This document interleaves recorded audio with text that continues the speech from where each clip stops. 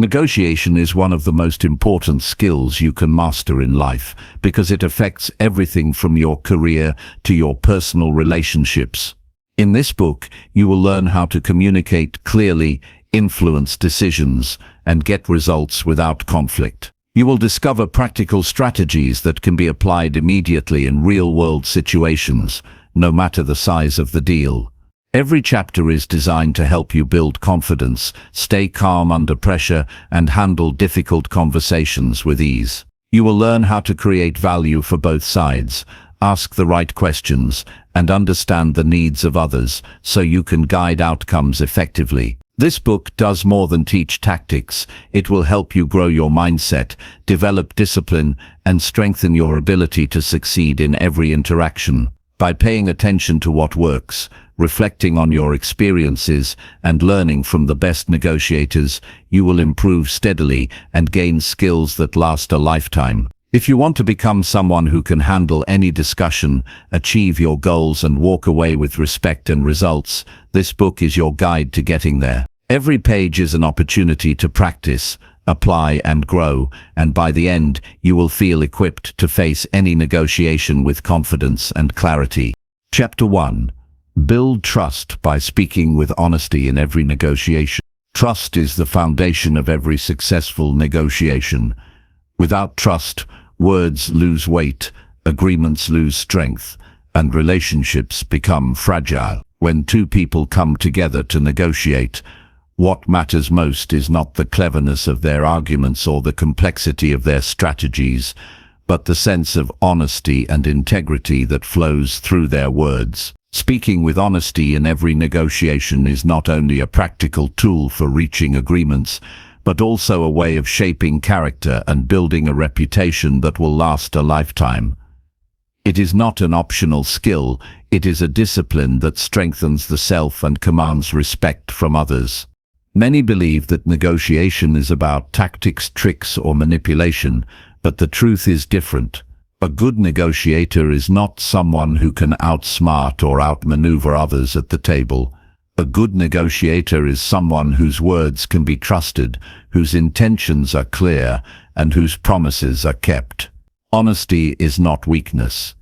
It is power.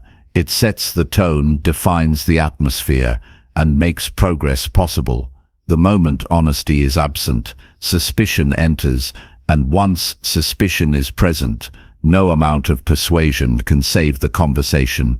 The person who chooses honesty in negotiation gains more than short-term results. They gain long-term allies, partnerships, and respect that money or tricks cannot buy.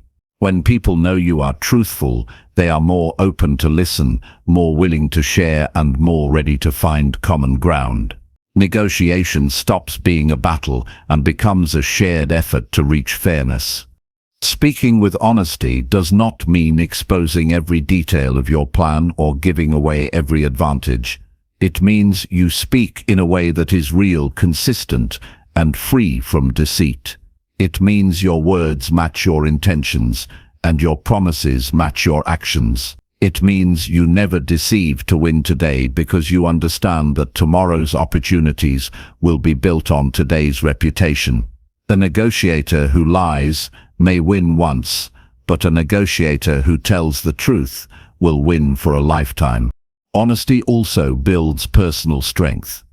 Every time you enter a negotiation and stand on truth, you are practicing discipline. You are training yourself to be courageous even when the situation tempts you to exaggerate or hide. You are building resilience by facing the moment with transparency instead of fear. When you speak with honesty, you never have to remember the story you told or cover a trail of deception. Your mind is clear, your conscience is clean, and your confidence is stronger.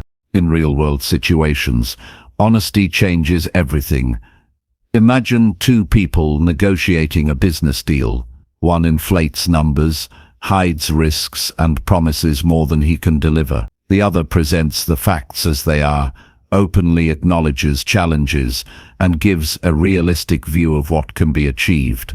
At first, the dishonest negotiator may seem more persuasive.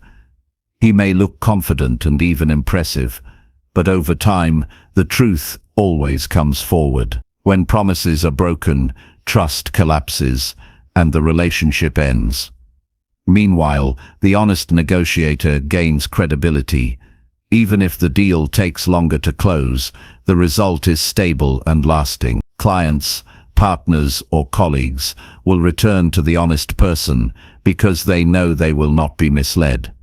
This is the true power of honesty. It creates consistency, and consistency builds success. Honesty also brings calmness to negotiations. When you are hiding something, anxiety grows. You are worried about being caught, exposed, or contradicted. But when you speak the truth, you stand firmly, even under pressure. You do not break. Calmness becomes your strength, because you know your words align with reality. People are naturally drawn to those who radiate calmness, and in negotiations, calmness is influence. To build trust through honesty, there are daily practices that strengthen this principle. The first is preparation.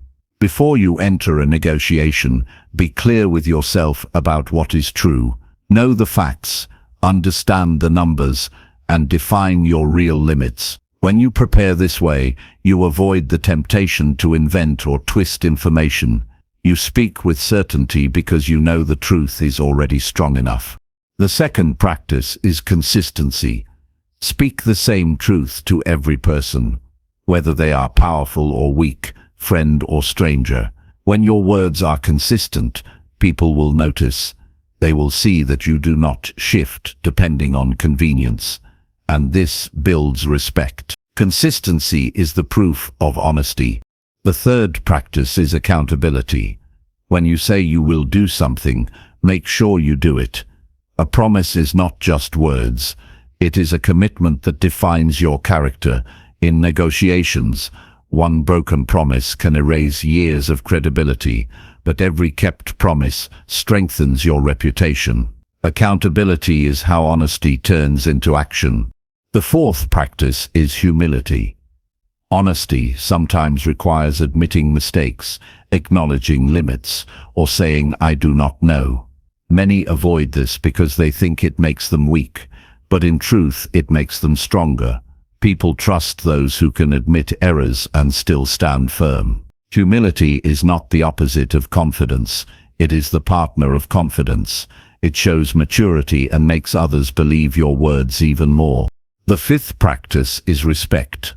Honesty is not just about facts, it is also about intention. Speak in a way that respects the other side. Even when you disagree, you can be honest without being harsh. Respectful honesty makes the other person feel safe. And when people feel safe, they open up. This opens doors to solutions that dishonesty can never reach. Consider how honesty applies not only in business, but also in personal life. In families, relationships, and friendships, the same principle holds true. A spouse who is honest, even about difficult topics, builds a stronger relationship than one who hides feelings. A parent who speaks truthfully with a child creates a bond that lasts beyond childhood.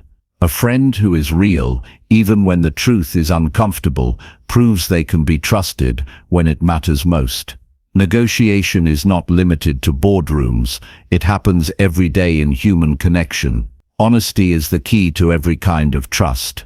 From a Stoic perspective, honesty is not just a strategy, but a virtue. It is the discipline of aligning speech with truth and action with principle. Stoics believed that the highest good is to live in harmony with reason and nature, and lying is always a break from harmony. A lie is a weakness of character, an escape from responsibility. The strong person faces reality as it is and speaks it plainly. This creates inner strength, and inner strength is the true victory in negotiation. When you adopt honesty as your standard, you will face challenges. Some will try to exploit your transparency. Others will mistake your truthfulness for naivety. But these challenges are tests of resilience. Over time, even those who doubt you will see the power of your consistency. You will gain allies who value integrity, and you will rise above those who depend on deceit. To apply this in your life starting today, commit to a simple rule: speak only what you know is true. If you are unsure, admit uncertainty. If you cannot commit, do not promise. If the truth is difficult, present it with respect. These small choices will shape your character, and your character will shape your success. Over weeks and months, you will notice the changes. People will approach you differently. They will share more openly because they know you are reliable. They will bring you opportunities because they trust your word. Even in times of disagreement, they will respect you because they know where you stand. Your reputation will become your greatest asset, and it will follow you into every negotiation. In the end, building trust by speaking with honesty is not just about winning deals. It is about winning respect, stability, and peace of mind. The dishonest negotiator lives in fear of being exposed. The honest negotiator lives in confidence, knowing their words are strong because they are real. One life is filled with anxiety, the other with clarity. The choice is always available, and the wise will choose honesty. There will always be those who believe that deception gives them an advantage.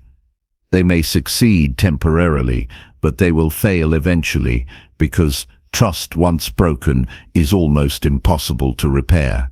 On the other hand, there will always be opportunities for those who live with truth. They may face obstacles, but they will always find their way forward, because people never stop seeking trustworthy partners. The art of negotiation begins here. With honesty as the first principle, everything else builds upon this. Persuasion, influence, strategy, and success all lose meaning without trust. Trust is the soil, honesty is the seed, and growth is the natural result. By committing yourself to speak with honesty in every negotiation, you are not only becoming a better negotiator, you are becoming a stronger, wiser, and more respected human being. Your life will change when your words carry the weight of truth. People will remember you not for tricks or tactics, but for your integrity. This is the legacy of honesty. It outlives the negotiation, it strengthens the character, and it creates a foundation for everything you do. Choose it every time, and you will never regret it. Chapter 2. Strengthen confidence by preparing deeply before each discussion. Confidence is never an accident. It is the result of deliberate preparation that shapes your mind, sharpens your focus, and gives you strength before you sit down for any negotiation.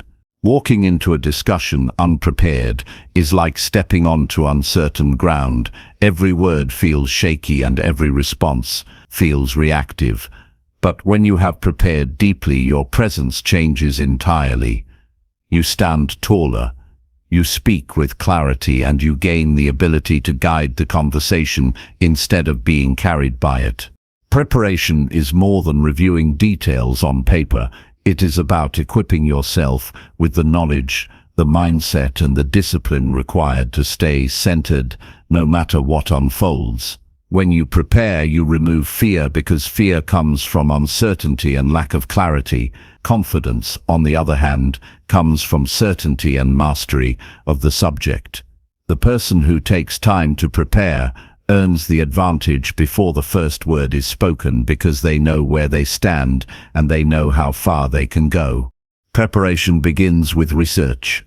You must understand the people you are negotiating with, their values, their history, and their possible expectations. This is not about guessing what they want, but about studying their past behavior and the patterns that define them. The more you know about the other side, the less they can surprise you and the less you are thrown off balance. When you gather facts instead of assumptions, you move from guessing to knowing, and knowing builds power. Equally important is preparing your mindset. Negotiations are not only about information, but also about presence. If you walk in anxious and scattered, you weaken your position no matter how much you know. Prepare by grounding yourself in calmness through breathing, focus, and self-talk that reminds you of your ability. Tell yourself that you have prepared. Tell yourself that you are capable. Tell yourself that the discussion is an opportunity, not a threat. This mental preparation shields you from intimidation and allows you to project steady confidence. Preparation also means gathering evidence that supports your position. Facts, numbers, testimonials, or examples give weight to your arguments. When you bring documented proof, you speak from authority instead of opinion. This does not mean overwhelming the conversation with endless data. It means having the right evidence ready at the right moment to reinforce your credibility. People are more willing to agree when they see that your claims rest on real foundations. Time management is another element of preparation that builds confidence. Rushing into a negotiation without giving yourself space to think is a common mistake. You need time not only to gather information, but also to rest, reflect, and strengthen your energy. Confidence comes from a composed mind, not a restless one. Use time before discussions to settle your thoughts. Review your notes and clear distractions so you enter with full focus. Part of deep preparation is also anticipating different scenarios. Imagine the negotiation going in your favor. Imagine it becoming difficult, and imagine it taking an unexpected turn. By visualizing multiple outcomes, you train yourself to stay adaptable. Instead of being caught off guard, you recognize the moment as one you have already prepared for. Adaptability combined with preparation produces quiet confidence because you know you can handle whatever path the discussion takes. Equipping yourself with questions is another way to prepare strongly. Many negotiators focus only on their statements, but the real power often lies in the questions you ask. Prepare questions that uncover hidden needs, reveal true motivations, and guide the other side toward openness. When you ask the right questions, you control the flow without force, and you gather valuable insights that strengthen your position. This kind of preparation turns a negotiation from a contest into a discovery process where you are always one step ahead. Confidence is also built by preparing to listen. True preparation is not only about what you will say, but how you will receive information. Plan to listen carefully without interrupting, plan to note down key points, and plan to remain patient when silence fills the room. By preparing to listen, you show respect and gain leverage because people reveal more when they feel heard. Listening is not passive, it is a powerful act that grows stronger when you prepare for it deliberately. Another dimension of preparation is aligning your body language with your words. Before any discussion, practice how you sit, how you move your hands, and how you make eye contact. A confident posture conveys as much as confident words. If you prepare your body to reflect calm strength, others will sense it immediately. This harmony between body and speech is not created in the moment, it is built through mindful preparation. Practical confidence also comes from preparing backup plans.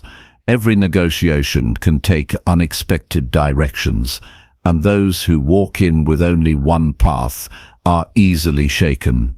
Prepare alternatives that still give you value, so if your primary goal becomes unreachable, you do not collapse. Having options gives you security, and security fuels confidence. You can negotiate without desperation when you know you will not walk away empty-handed. Preparation also involves reviewing your past experiences. Look at previous negotiations, reflect on what worked and what weakened you. Learn from mistakes instead of ignoring them, and carry those lessons forward. Confidence grows when you know you are not repeating errors, but improving each time. Every past discussion is a teacher, and every lesson you carry forward becomes part of your preparation. Deep preparation even extends to your environment. The place where you negotiate matters. Arrange your materials neatly, choose your seat wisely, and ensure you are physically comfortable. Small details like water notes and clear space affect how composed you feel. Preparing your environment is preparing your mind. It removes unnecessary stress and leaves room only for focus. The difference between those who prepare deeply and those who do not is visible immediately. The prepared negotiator does not rush words or overreact.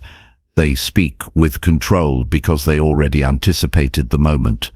Their confidence is quiet, steady, and undeniable. Others may try to dominate the room, but true authority belongs to the one who has done the work beforehand. The discipline of preparation also teaches humility. It reminds you that confidence is not arrogance. Confidence is readiness. The arrogant person believes they can handle everything without effort, but the prepared person knows confidence must be earned through study, effort, and practice. Humility combined with preparation produces lasting strength that others respect. The habit of deep preparation will not only transform your negotiations, it will transform your life. You will approach challenges with calm readiness instead of fear.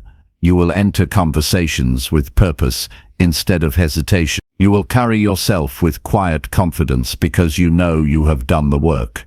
Each negotiation becomes not just a chance to win an agreement, but a chance to practice the discipline of preparation. Confidence does not arrive in a single moment. It is built day by day through consistent effort. Every time you prepare deeply, you reinforce the belief that you are capable, strong, and ready. Over time, this belief becomes part of who you are. Others will notice it immediately in your presence, in your words, and in your actions. Strengthening confidence through deep preparation is not just advice, it is a principle for living. It is a way of facing every important conversation with clarity, strength, and calmness. The person who prepares will always hold an advantage, not only in negotiation, but in life, because preparation turns fear into focus and hesitation into confidence. Chapter 3. Master listening by focusing fully on the other person. True power in negotiation begins the moment you decide to listen with your full attention to the other person. Because listening is not weakness, it is strength that uncovers what words alone cannot reveal. When you master the discipline of focusing entirely on someone else, you gain access to their real motivations, their hidden concerns, and their unspoken needs. Most people enter negotiations eager to speak, yet the rare few who choose to listen with patience and focus end up guiding the direction of the entire conversation. Confidence grows when silence becomes purposeful and your attention becomes sharper than any argument. Listening fully means more than waiting for your turn to talk. It requires setting aside the constant urge to interrupt or to prepare responses in your head while the other person is speaking.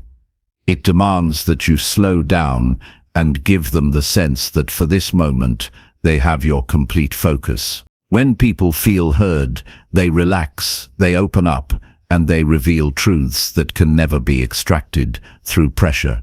Listening becomes the bridge that connects differences and makes progress possible. To truly focus on the other person, you must discipline your mind to stay present. Distractions are everywhere, and in the middle of negotiation, your thoughts can easily wander to your own goals, fears, or strategies. But when you bring your full awareness to the other person, you pick up on details in their tone, their choice of words, and even the pauses they take. These small signals carry information as valuable as any contract. A negotiator who hears beyond the surface words gains knowledge that is invisible to those who listen half-heartedly. Listening also builds respect. Every human being wants to feel that their perspective matters. When you give undivided attention, you are sending a message of value. You are telling the other person that they are worth your time and energy. This simple act often softens resistance and reduces defensiveness. Even if you disagree with what is said, respect in listening creates an atmosphere where solutions can be explored instead of battles being fought. The practice of listening with focus also protects you from assumptions. Many negotiations collapse because one side believes they already know what the other side thinks or wants. But assumptions create blind spots, and blind spots create mistakes. When you listen carefully, you replace assumption with knowledge. You respond to what is actually being said instead of what you imagined beforehand. This shift gives you clarity that others overlook. To master listening, you must use your body as well as your ears. Maintain steady eye contact without aggression. Keep your posture open instead of closed off. Nod to show understanding, but avoid unnecessary interruptions. Your body language communicates as much as your words, and when it shows patience and attentiveness, the other person feels encouraged to continue. People speak more honestly when they sense that the listener is engaged rather than impatient. Another important aspect of focused listening is asking clarifying questions. Often what is said on the surface hides deeper meanings. By gently asking for explanation or examples, you uncover layers that transform the negotiation. This is not interrogation, it is curiosity guided by respect. When you seek clarification, you show that you care about accuracy and truth, not about twisting words to fit your advantage. This builds credibility and draws the other person closer to cooperation. Listening also strengthens emotional control. Many times in negotiation, emotions rise quickly, especially when tension grows or disagreements appear. Instead of reacting impulsively, you can anchor yourself in listening. By focusing on what the other person is saying, you redirect your energy from defending yourself to understanding them. This shift lowers conflict and opens the possibility of solutions that heated arguments could never reach. To prepare yourself for deep listening, you must cultivate patience. In modern life, people are used to quick answers and short attention spans, but negotiation requires endurance of mind. Patience allows silence to exist without discomfort. Often during silence, people reveal their true feelings or reconsider their positions. The negotiator, who is comfortable with patience, gains access to these moments of truth. Listening deeply is also a way to uncover hidden opportunities. Many times, the other side will mention small details casually, not realizing their importance. A prepared listener catches these details and uses them to build creative solutions. What others ignore, you can transform into advantage because you were disciplined enough to notice. Opportunity often whispers, and only attentive ears can hear it. Another benefit of focusing fully on the other person is that it builds long-term relationships. Negotiations are not just about the current deal, they are about the trust that carries into future conversations. When people remember that you listen to them with respect, they are more willing to tie in for collaboration. They see you not only as a skilled negotiator, but as a reliable partner. Trust, built through listening, becomes the foundation of repeated success. Real mastery of listening means training yourself to remove ego from the moment. Ego wants to be the loudest voice, wants to dominate, and wants to win by speaking. But wisdom knows that the loudest voice is not always the strongest. By letting go of ego, you gain strength through understanding. You realize that listening does not make you smaller, it makes you greater, because it equips you with knowledge and insight that speaking alone cannot provide. Focused listening also helps in identifying what matters most to the other side. Often people express demands that sound firm, but if you listen carefully, you hear their underlying values and priorities. For example, someone may insist on a price, but what they really want is security or recognition. When you identify these deeper needs, you can negotiate in ways that satisfy them without sacrificing your own position. This is possible only through concentrated listening. It is also important to practice reflective listening, where you summarize what the other person has said in your own words. This simple practice confirms understanding and builds trust. It prevents misinterpretation and shows that you are committed to clarity. When people hear their ideas reflected back, they feel respected, and this strengthens cooperation. Deep listening is not a one-time effort. It is a habit to cultivate daily. Practice it in small conversations with family, colleagues, and friends.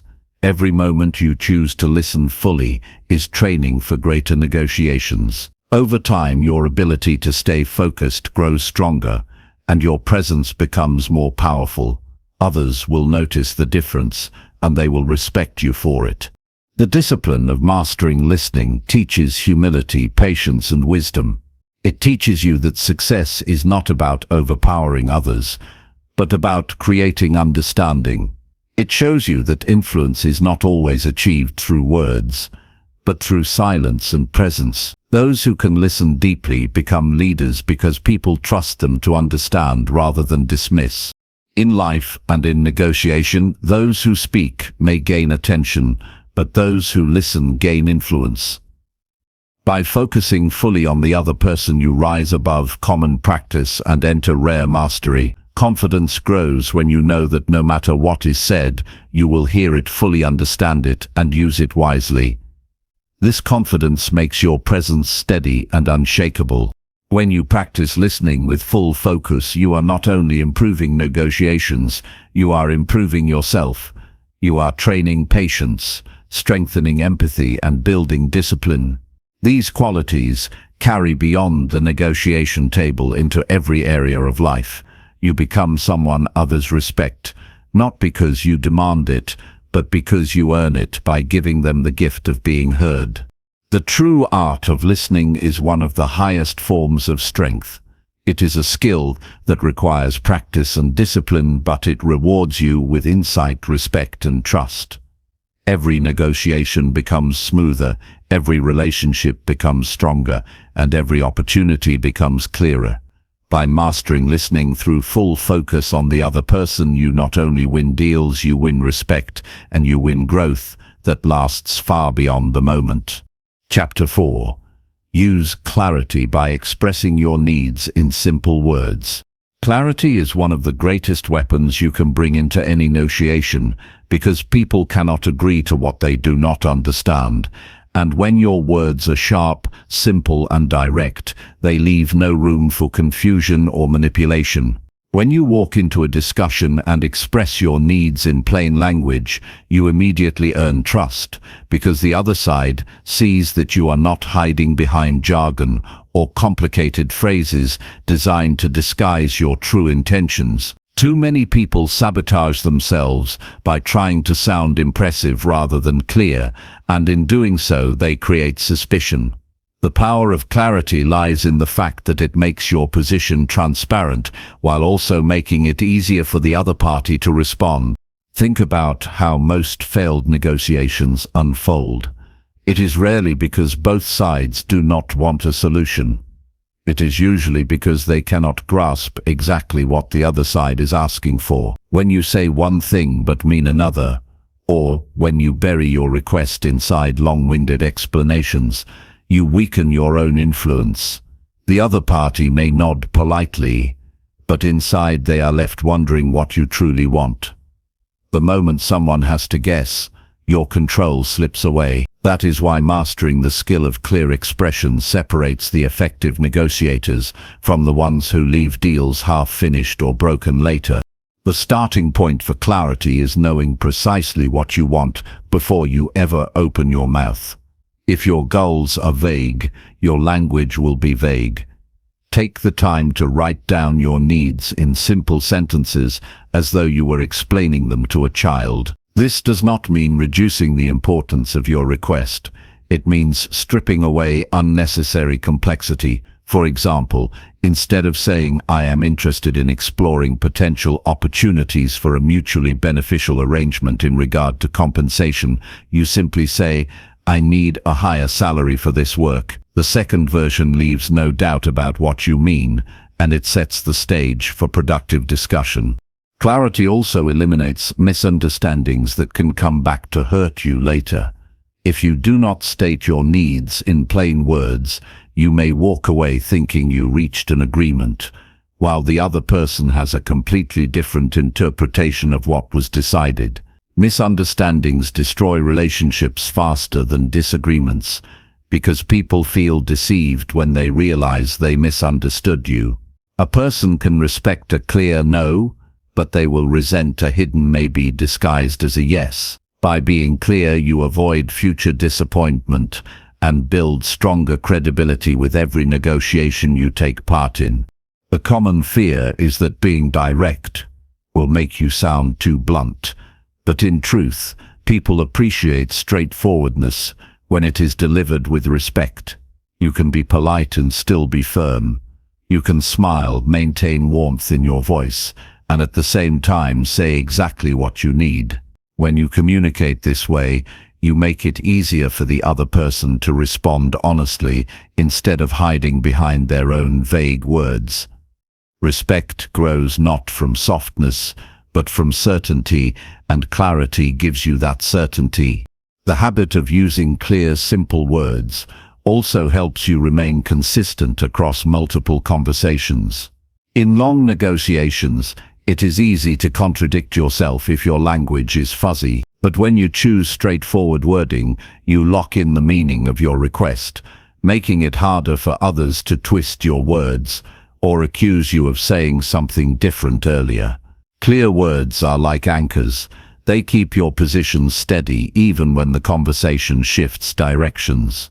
Another advantage is that clarity makes it easier for the other side to make concessions. If you state your needs plainly, they know exactly what they must decide on. When your words are complicated, they may hesitate to give you what you want simply because they are unsure of the full implications. Clarity shortens the distance between proposal and decision, saving both sides time and energy. The easier you make it for someone to say yes, the faster you move toward resolution. To develop this skill, practice rewriting your requests in fewer words.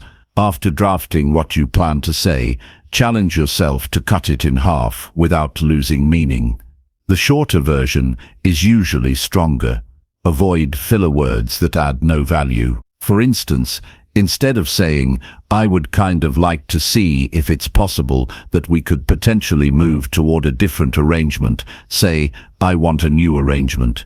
The difference in impact is dramatic. The second version communicates strength and certainty, which are both persuasive in negotiation. Clarity also demands that you remove emotional overtones from your language. When you speak from frustration or anxiety, you may complicate your message with words that do not belong. The other party then has to separate your emotions from your actual request, which weakens your power. By practicing calm, simple speech, you keep the focus on the real issue instead of your feelings. Emotional outbursts create noise, while clarity creates solutions. Another aspect of clarity is asking for what you want, without apology. Many people undermine themselves by softening their requests with unnecessary justifications. They say things like, "I know this might be asking for too much, but," or "I'm not sure if this makes sense, but." These phrases dilute the strength of your words before you even finish your sentence. Clear communication removes these disclaimers and states the need directly. You have the right to ask, the other person has the right to respond. That is negotiation. Anything less is self-sabotage. Clarity benefits not only the present conversation, but also your reputation in the long run. People remember how you communicate, and they are more likely to work with you again if they know you are someone who speaks plainly and honestly. In business, reputations are built on consistency, and nothing signals reliability like the habit of clear expression. When people describe you as someone who says what they mean and means what they say, you have already won half the negotiation before it even begins. You must also recognize that clarity is not about being perfect with words. It is about being understood. Even if your phrasing is simple, what matters is that the other person leaves the conversation knowing exactly what you want and what you are offering. If you sense confusion, it is your responsibility to rephrase until there is no doubt. A good negotiator does not assume understanding, they confirm it. Every major deal, every resolved conflict, and every lasting partnership is built on the foundation of clarity. Without it, no amount of clever tactics will save you. The next time you prepare for negotiation, remind yourself that your power lies not in saying more, but in saying enough, with precision. Strip away unnecessary words, focus on the heart of your message, and deliver it in a way that cannot be misunderstood. This is how you command respect, secure agreements, and position yourself as a master negotiator who knows exactly what they want and is not afraid to say it clearly. Chapter 5. Gain respect by staying calm under negotiation pressure. Strength in negotiation is not shown by who raises their voice the loudest, but by who stays calm when the pressure rises, because composure under fire commands respect in ways aggression never can. The moment you allow stress to control your words, your tone, or your decisions, you hand power over to the other side. But when you remain steady, measured, and unshaken, you project authority, and people take your position seriously. Calmness is not weakness. It is a signal of inner discipline, and in negotiation, discipline often decides who wins and who loses. Think about the times you have seen someone lose their temper in a discussion. Their anger might make them feel powerful in the moment, but it actually weakens their credibility. The other party sees their lack of control and realizes they can push further to get what they want. When you respond with calm instead of tension, you take away their ability to manipulate you. A steady voice, relaxed body language, and thoughtful pauses communicate that you are in charge of yourself. And if you are in charge of yourself, you are more likely to be in charge of the outcome. Calmness also slows down the pace of the conversation, which works to your advantage. Under pressure, people often rush into saying yes, just to escape the discomfort. That kind of rushed agreement rarely benefits you. By staying calm, you extend the timeline of the discussion, giving yourself more space to think, to evaluate, and to respond with strategy instead of emotion. Negotiation is rarely about speed. It is about accuracy, and accuracy thrives in calm environments. When pressure builds, your ability to breathe and maintain steady rhythm becomes one of your greatest tools. Something as simple as taking a deliberate breath before you respond can prevent you from saying something impulsive. That moment of pause is not silence, it is control. The other side sees that you are not reacting instinctively, but choosing your words carefully. This not only strengthens your respect, but also unsettles those who expect you to break. People who rely on pressure tactics want you to crumble. When you don't, it disarms them. Respect is earned in negotiation when people realize they cannot easily shake you. The more calm you appear, the more valuable your position looks. If you seem desperate, the other party feels free to push harder. If you seem balanced, they assume you have options, and that assumption makes them treat you more carefully. Calmness, therefore, is also a form of leverage. It communicates silently that you are not trapped, that you are not afraid, and that you will not settle for less than what is fair. Another advantage of staying calm is that it allows you to listen more effectively. Pressure often makes people focus only on defending themselves, but calmness opens the space for you to pay attention to the details of what the other side is saying. This extra awareness gives you an edge because you can catch subtle hints, hidden priorities, and unspoken needs that might slip past someone who is too busy trying to win the argument emotionally. Respect grows when others notice that you not only keep your composure, but also show attentiveness to their words. Remaining calm also protects your reputation. In every negotiation, people remember how you handled yourself, even more than the specific numbers or terms agreed upon. If you lose control, people talk about it long after the deal is done. But if you stay calm under pressure, they describe you as steady, professional, and trustworthy. That reputation opens doors to future opportunities. Many negotiators lose one deal but secure another later because they impressed the other side with how gracefully they handled themselves under stress. One of the best strategies to stay calm is preparation. But preparation is not only about facts and figures, it is also about preparing your emotions. You must walk into a negotiation expecting challenges, expecting pushback, and expecting uncomfortable moments. If you anticipate them, they do not surprise you, and when they do not surprise you, you remain calm. People who get rattled are often those who expected everything to go smoothly.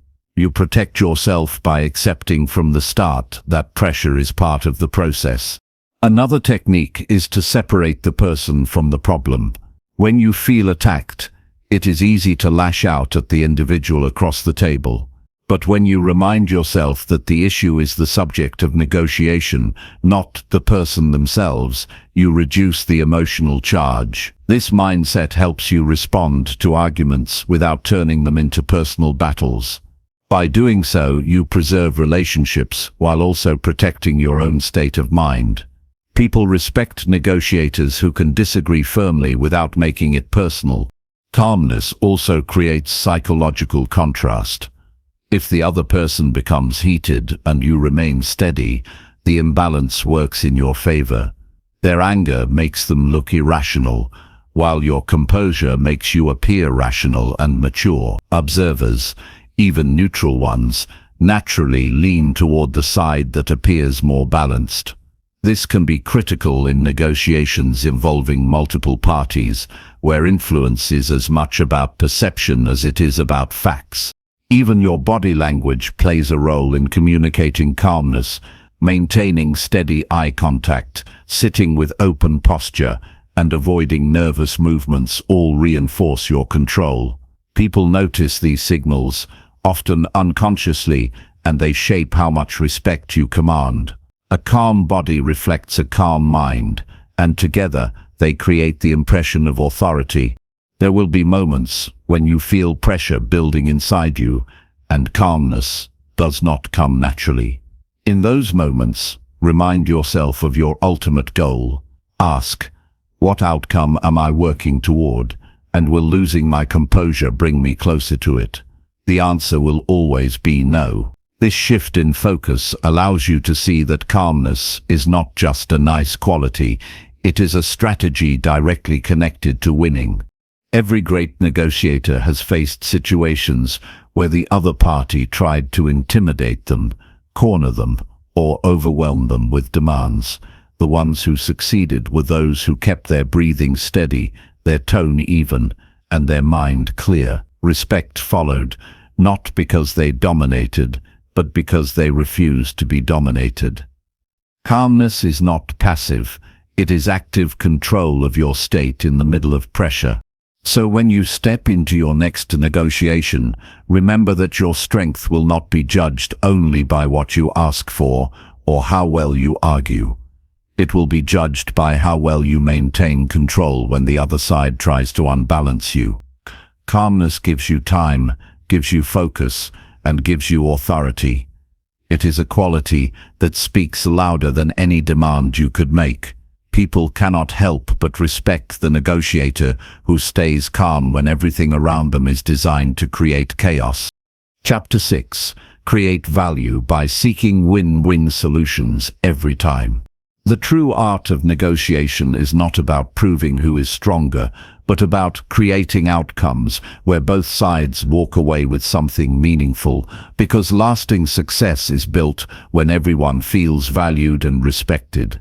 Too many people approach negotiation as a battle, with one winner and one loser, but this mindset destroys trust and damages relationships. The negotiator who seeks win-win solutions understands that value multiplies when it is shared, and this approach not only secures agreements today, but also builds a foundation for future opportunities.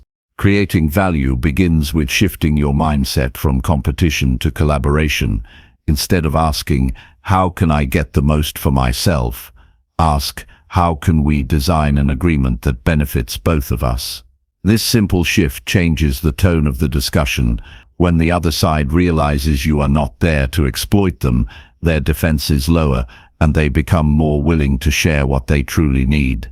Negotiations where both sides feel safe to be open tend to produce richer, more creative solutions that would never surface in a hostile environment. The key is to uncover hidden interests.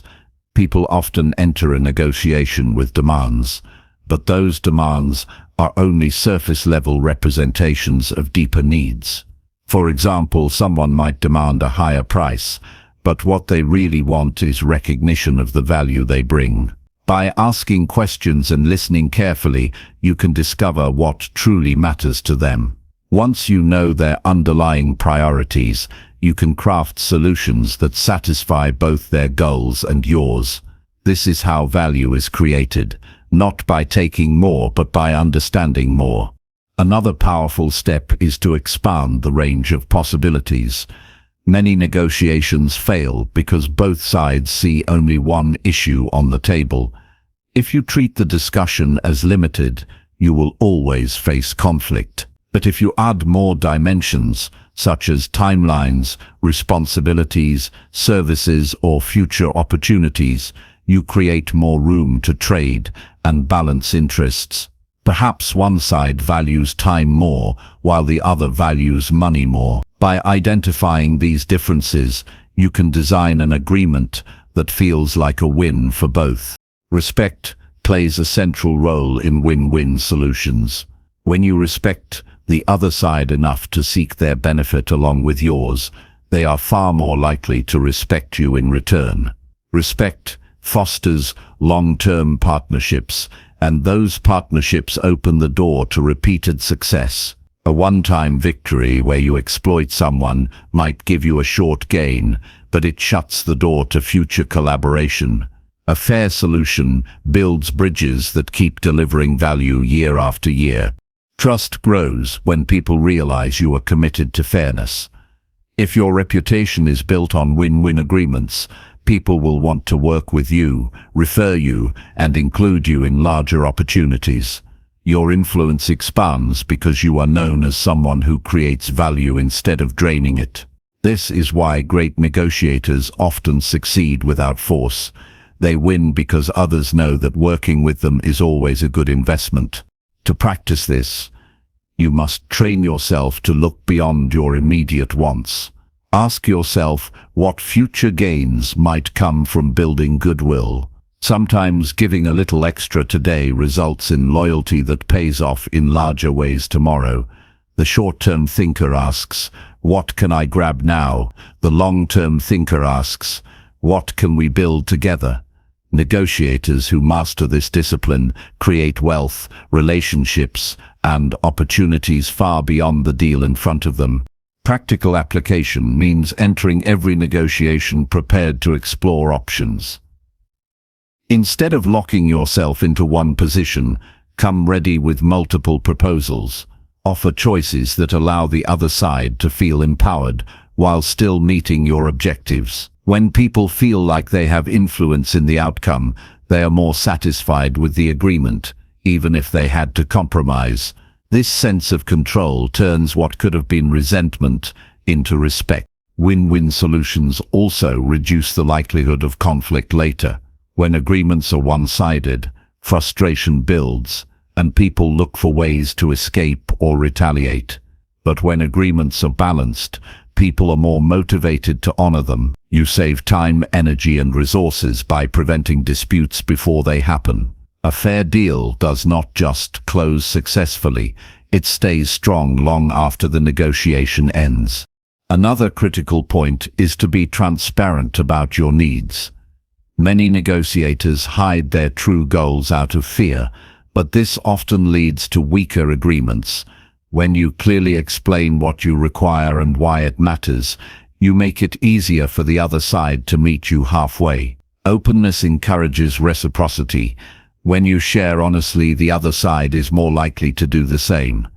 This mutual honesty accelerates the path to a solution that benefits both. It is also important to celebrate shared victories.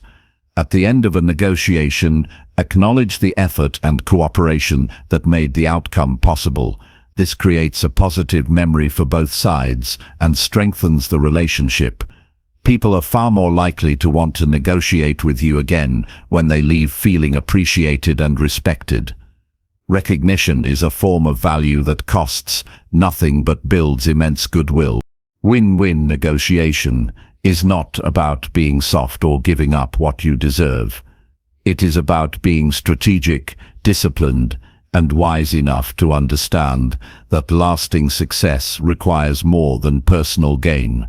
It requires the ability to see the bigger picture, to balance needs, and to create agreements that stand the test of time. It requires you to resist the temptation of short-term wins and instead build a reputation of fairness, creativity, and respect. When you master this approach, negotiation stops being stressful and starts being an opportunity for growth. Every discussion becomes a chance to strengthen relationships, discover new opportunities, and create outcomes that make everyone stronger. The energy shifts from confrontation to collaboration, from pressure to partnership, from scarcity to abundance. This shift does not just change your negotiations, it changes how people see you as a leader and as a human being. The real test of a negotiator is not whether you can dominate, but whether you can design outcomes where both sides succeed. That is how you gain not only deals, but also loyalty, respect, and influence. Creating value through win-win solutions is more than a strategy. It is a way of living with integrity and purpose. It is the discipline of looking beyond yourself and recognizing that true strength is measured not by what you take, but by what you build. Chapter 7. Show empathy by understanding the other side's viewpoint. Real power in negotiation does not come from overpowering others, but from understanding them so deeply that they feel seen, valued, and respected, because when people feel understood, they are far more willing to cooperate and build solutions together. Empathy is not about giving up your own needs or agreeing with everything the other side says.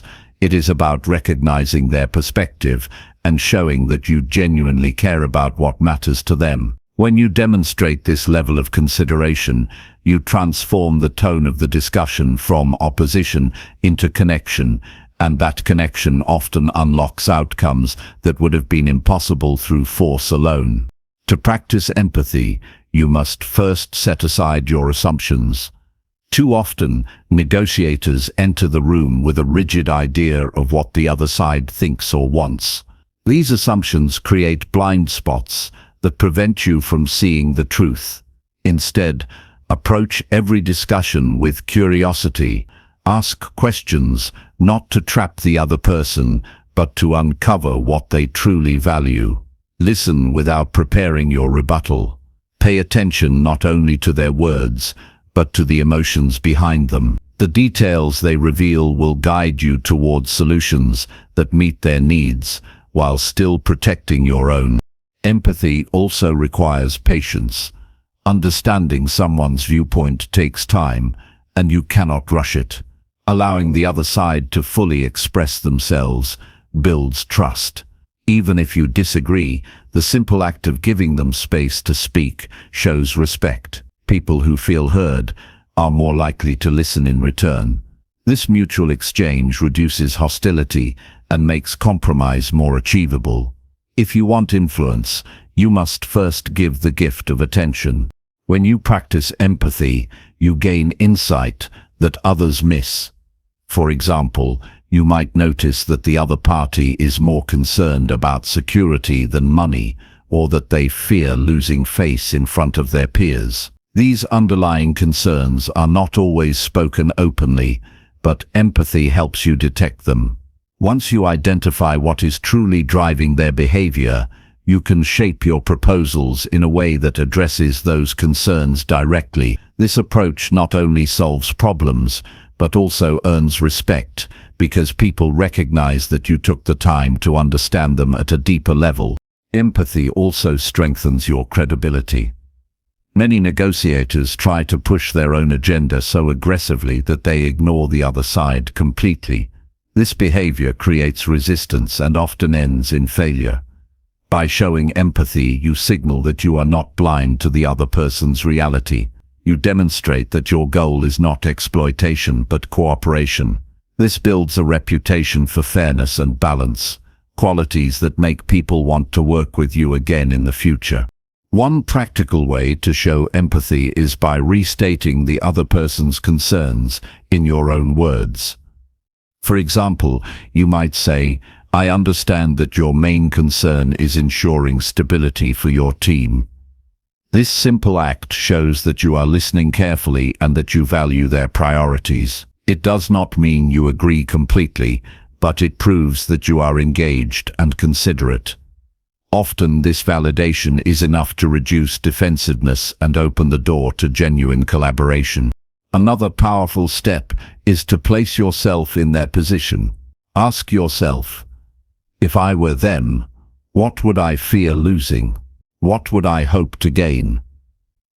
This mental exercise helps you see the situation with new eyes. It shifts your perspective from self-centered to balanced, and this shift can reveal opportunities that pure logic might overlook. By humanizing the other side, you create a bridge of understanding that transforms the negotiation process. Empathy is also about tone and body language. A calm voice, steady eye contact, and open posture communicate sincerity. If your words express understanding but your tone sounds dismissive, the other person will not believe you. Consistency between what you say and how you act is critical. Respect cannot be faked. It must be genuine, and people can sense whether or not you truly care about their viewpoint. One of the greatest benefits of empathy is that it reduces conflict. When emotions run high, people often feel attacked or ignored. Empathy diffuses this tension by acknowledging those emotions instead of denying them. A phrase like, "I can see this issue matters deeply to you," can calm anger and restore balance. Once emotions settle, logic has space to enter and real problem solving can begin. Without empathy, discussions often remain stuck in cycles of blame and resistance. It is important to remember that empathy does not mean surrendering your own goals. You can fully understand another person's perspective while still standing firm in your own. In fact, empathy makes your arguments stronger because you can frame them in a way that connects to the other side's priorities. When you show that your proposal supports not only your goals, but also theirs, you create alignment instead of division. Alignment leads to agreements that last, because both sides feel invested in the outcome. Real-world application of empathy can be seen in countless situations, from business deals to family discussions. Imagine a leader negotiating with employees over a new policy. If the leader ignores the employees' concerns and enforces the change harshly, resentment grows. But if the leader listens to their fears, acknowledges their challenges, and adjusts the plan to accommodate key issues, the employees feel valued. The result is not only smoother implementation, but also stronger loyalty. This is the power of empathy. It creates cooperation where resistance once lived. Empathy also prepares you for future negotiations. When people feel understood, they remember it. They associate you with fairness and care, and they are more likely to engage with you again. Opportunities flow toward those who can balance strength with understanding. Empathy is not just about today's negotiation. It is an investment in your reputation, one that continues to pay dividends long after the current deal is done. Another practical exercise to develop empathy is journaling after each negotiation.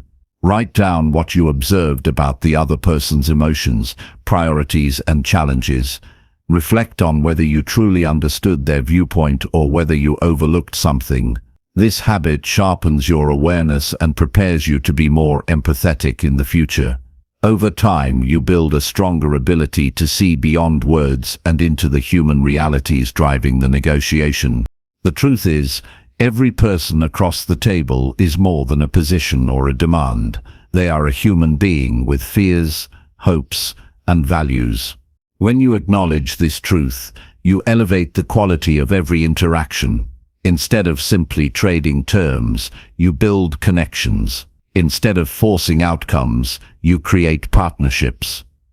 This is what separates average negotiators from exceptional ones: the courage to understand rather than just to argue. Empathy is the silent strength that transforms negotiations from struggles into solutions. It turns opponents into partners and problems into opportunities. By showing empathy, you not only reach better agreements, but also grow as a leader, a communicator, and a human being. In every discussion, remind yourself that respect is earned not by how loudly you speak, but by how deeply you listen and how sincerely you care about the other side's point of view. Chapter 8. Improve influence by asking powerful questions with purpose. Questions shape the direction of conversations, and if you learn how to ask powerful questions with purpose, you unlock the ability to guide outcomes in your favor while also building deeper connections with others.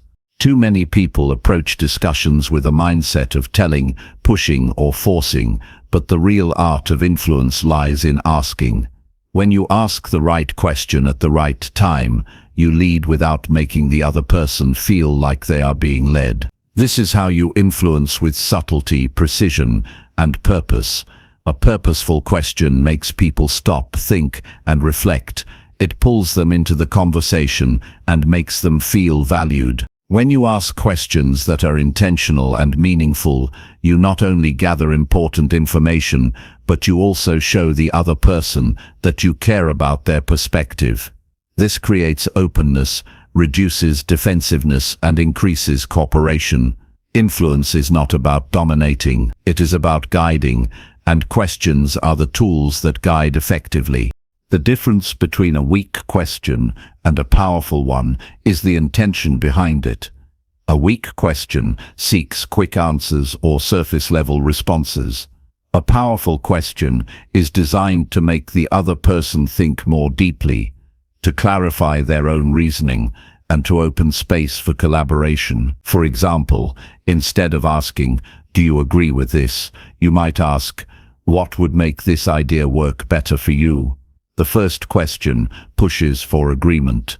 The second question invites input, which builds trust and shared ownership. This is the essence of influence, not pushing people into compliance, but drawing them into a shared vision. Purposeful questioning begins with clarity. Before you ask, you must know why you are asking. Every question should move the conversation toward understanding, resolution, or mutual growth. Aimless questions waste time and dilute your presence. Purposeful questions, on the other hand, demonstrate thoughtfulness and intentionality. When people sense that your questions are driven by genuine purpose, they respond with more respect and engagement. This creates momentum that allows you to influence without unnecessary struggle. Another benefit of asking powerful questions is that it transforms difficult conversations. Many people shy away from disagreements because they fear conflict, but when you enter a tense situation armed with the right questions, you can lower the temperature and redirect the energy. Imagine someone pushing back strongly against your idea. Instead of countering with defensiveness, you could ask, "What part of this feels most challenging to you?" That question instantly shifts the tone. The other person now feels seen and heard, and you gain valuable insight into what really matters to them. From there, you can find solutions that address their concerns while still moving the conversation forward. Influence through questions also relies heavily on listening. Asking the question is only the first step. Listening deeply to the answer is where the true impact lies. If you ask but do not listen, your questions lose power. People can tell when you are waiting to talk, instead of absorbing their response, but when you listen intently, repeat back what you heard, and build on it, you strengthen the influence of your presence.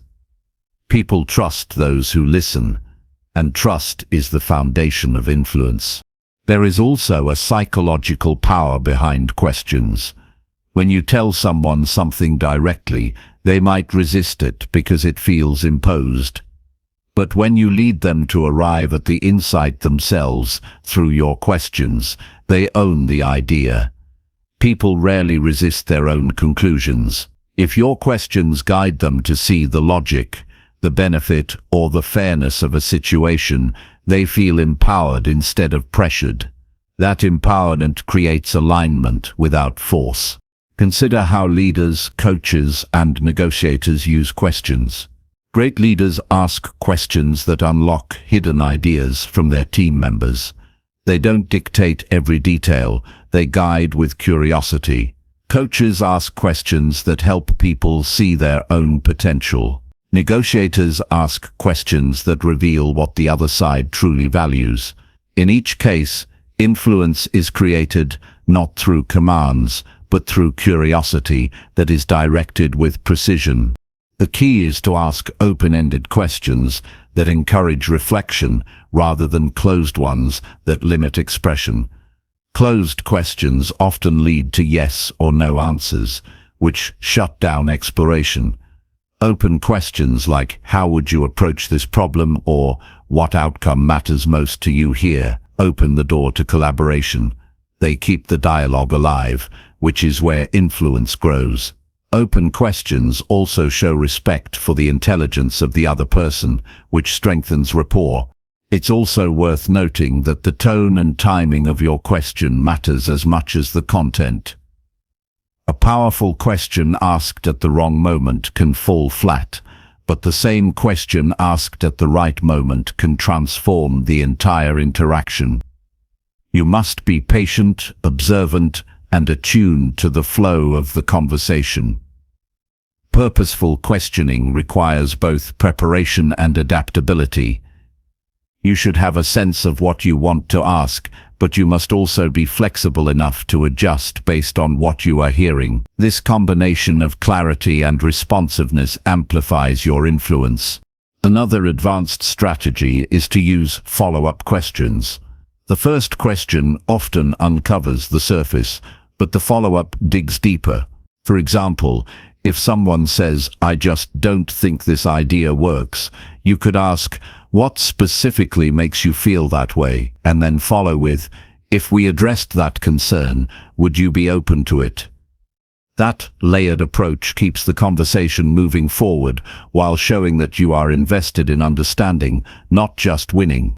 When you consistently ask questions with purpose, you also build a reputation. People begin to see you as thoughtful, insightful, and solution-oriented.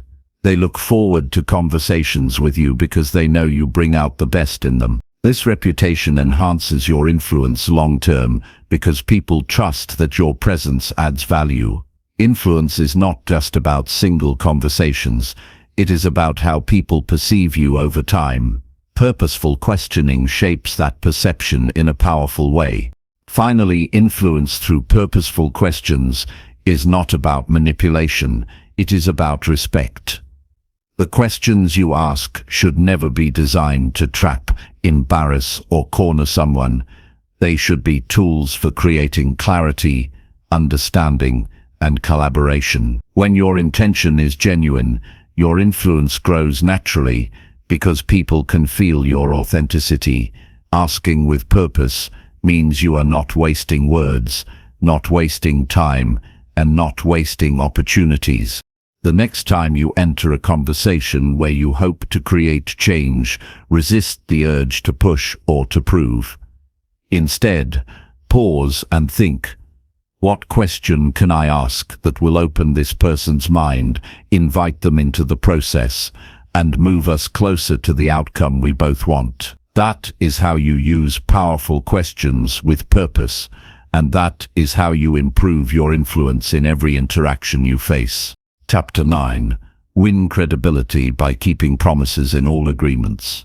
Nothing strengthens your reputation faster than doing exactly what you said you would do, and nothing destroys it quicker than breaking your word.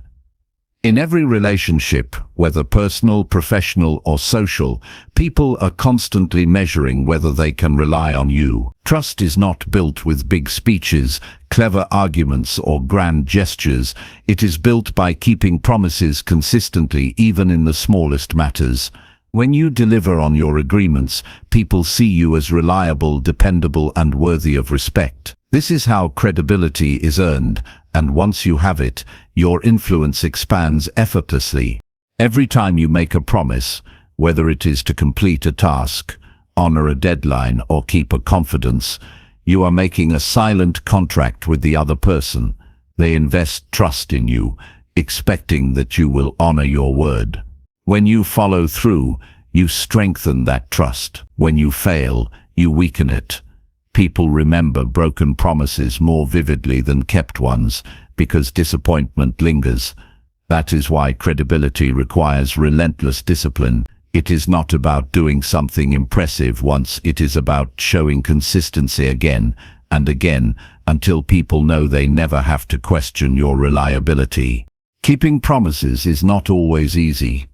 Life brings unexpected challenges, shifting priorities, and pressures that tempt us to push commitments aside, but credibility is tested in those very moments.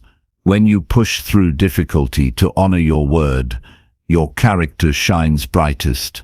Others notice. They may not say it directly, but they register it internally. This person is dependable. On the other hand, when you excuse yourself from promises because circumstances became inconvenient, people begin to question whether they can trust you the next time. Once credibility is doubted, rebuilding it takes far more effort than maintaining it in the first place. There is also a deeper psychological element to keeping promises. It doesn't just impact how others see you. It also shapes how you see yourself. Each time you fulfill an agreement, you reinforce your own self-respect and discipline. Each time you break one, you weaken your confidence and self-belief. People who habitually keep promises carry themselves with quiet strength because they know they can rely on themselves. This inner confidence radiates outward, making others more willing to trust and follow their lead. Credibility begins within, but it extends outward through consistent action. To maintain credibility, it is important not to make careless commitments.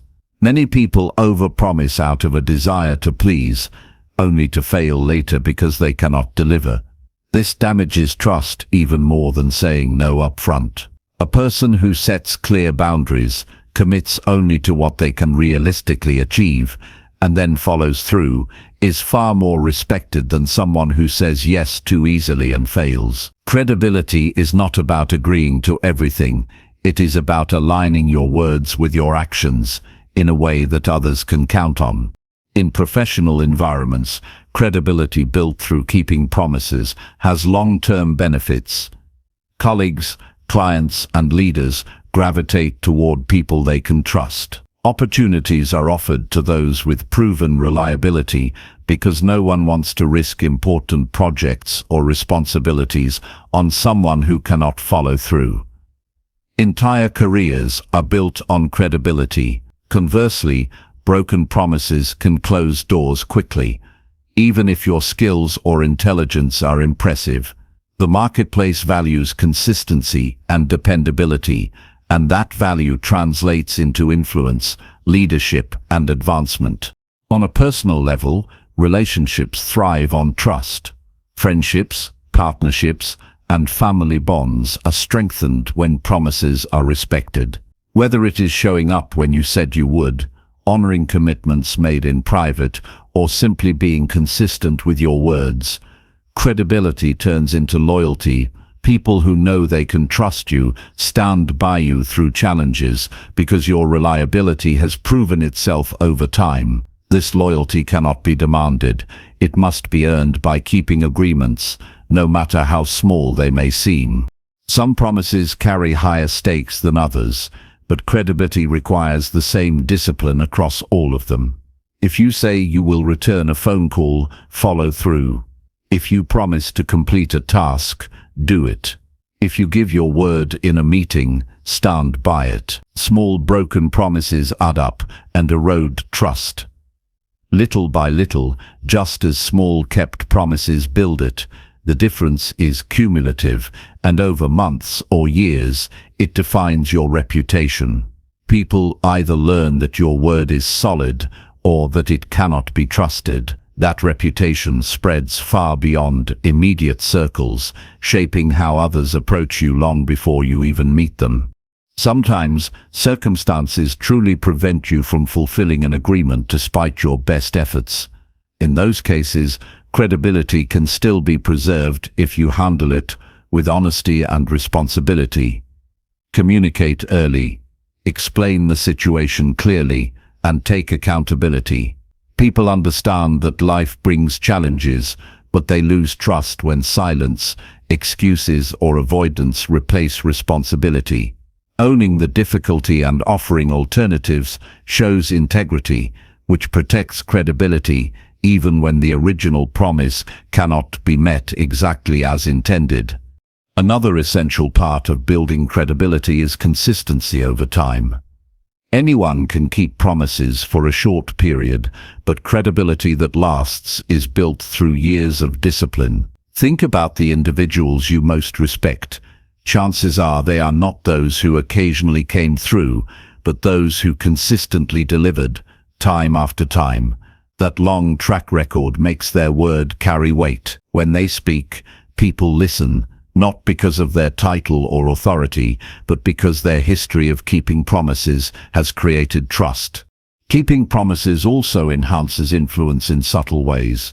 When you are known for reliability, people are more willing to give you the benefit of the doubt, more willing to support your ideas, and more willing to stand with you when challenges arise. Influence grows not from pushing harder, but from being the kind of person whose word automatically carries credibility.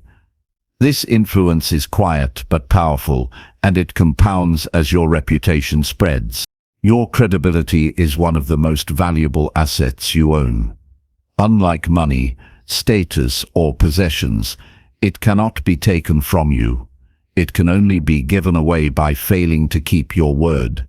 Protect it by being intentional with your commitments, careful with your promises, and disciplined in your actions. The reward is lasting respect, stronger relationships, and greater influence in every area of life. At the end of the day, promises are not about words, they are about character. When you align your actions with your commitments, you prove who you are. Every kept promise adds a brick to the foundation of credibility that supports your future. Every broken one chips away at it. Choose wisely, commit carefully, and deliver fully. That is how you win credibility. Keep it strong and use it to build a life of trust, respect, and influence. Chapter 10. Guide outcomes by setting clear goals before starting. Clarity of direction is the first step to power in any negotiation, because without knowing exactly what you want, you surrender control to chance and to the other person's agenda. Every discussion, no matter how small or large, begins with an invisible framework, and that framework is defined by the goals you set before entering the room. When you walk into a conversation with vague desires, you end up drifting, reacting, and adjusting to the flow set by others. But when your goals are precise, they act as a compass that guides every word you speak, every question you ask, and every decision you make. This is how outcomes are shaped, rather than left to uncertainty. Setting clear goals does not mean simply saying, "I want a good deal," or "I want this to go well." Those are wishes, not goals. A real goal is specific, measurable, and aligned with what truly matters to you. Before starting any negotiation, you must ask yourself, what exactly do I want to achieve? Why is it important? What would I consider acceptable, and what would be my best-case outcome? Defining these answers gives you an anchor that keeps you steady, no matter how unpredictable the conversation becomes. When you prepare goals with precision, you eliminate confusion. Imagine walking into a negotiation with only a vague idea. You may end up accepting terms that sound good in the moment, but fall short of what you actually need. Later, when the excitement fades, you realize you compromised on essentials because you lacked a clear framework. Contrast this with a negotiator who enters the room knowing exactly what matters most. Every point raised is measured against that standard, and nothing essential is overlooked. That level of clarity prevents regret and ensures outcomes align with long-term priorities rather than temporary emotions. Another benefit of setting goals before starting is confidence. When you know what you want, you walk into discussions with certainty, and certainty influences how others perceive you. People are naturally drawn to those who speak with conviction, and conviction comes from clarity. On the other hand, hesitation reveals uncertainty, and uncertainty invites pressure. A negotiator with unclear goals is easily pushed into corners they did not plan for, while one with defined objectives remains steady, even under pressure. A powerful way to strengthen your goals is to separate them into layers. Start with the non-negotiables, the essentials you cannot compromise. Then identify the areas where you have flexibility, the points where you can give and take. Finally, determine the ideal outcome, the scenario that would be better than expected, but still realistic. This layered approach allows you to be firm where it matters most, while remaining adaptable in other areas. It prevents rigidity while still protecting your core interests. Clear goals also sharpen your ability to listen effectively. Instead of being distracted by every detail or side argument, you can filter information through the lens of your objectives. You ask yourself, does this help me move closer to my goal, or is it noise? This kind of focus prevents you from wasting energy on irrelevant points. Negotiations often involve attempts to divert attention, but when your goals are clear, you recognize distractions for what they are and bring the conversation back to what matters. One of the most overlooked aspects of setting goals is considering the goals of the other side as well. True strategy involves not only defining what you want, but anticipating what the other party wants. When you understand both perspectives, you are better positioned to create solutions that satisfy both sides. By aligning your goals with theirs where possible, you transform negotiations into collaborations rather than battles. This not only increases the chance of success, but also strengthens relationships for the future. Having clear goals also helps you know when to walk away. Not every negotiation will lead to an agreement, and sometimes the best outcome is no deal at all. Without defined goals, people often cling to reaching an agreement just for the sake of closure, even when the terms are unfavorable. But when your goals are established, you know exactly when the terms no longer serve your interests, and you can walk away with confidence. Paradoxically, this willingness to leave often strengthens your position because others sense your clarity and resolve. Preparation is key to making your goals effective. Before entering any discussion, write them down. Break them into categories, essentials, flexibles, and ideals, and rehearse them until they are second nature. Visualize the negotiation unfolding and imagine yourself steering it toward these outcomes.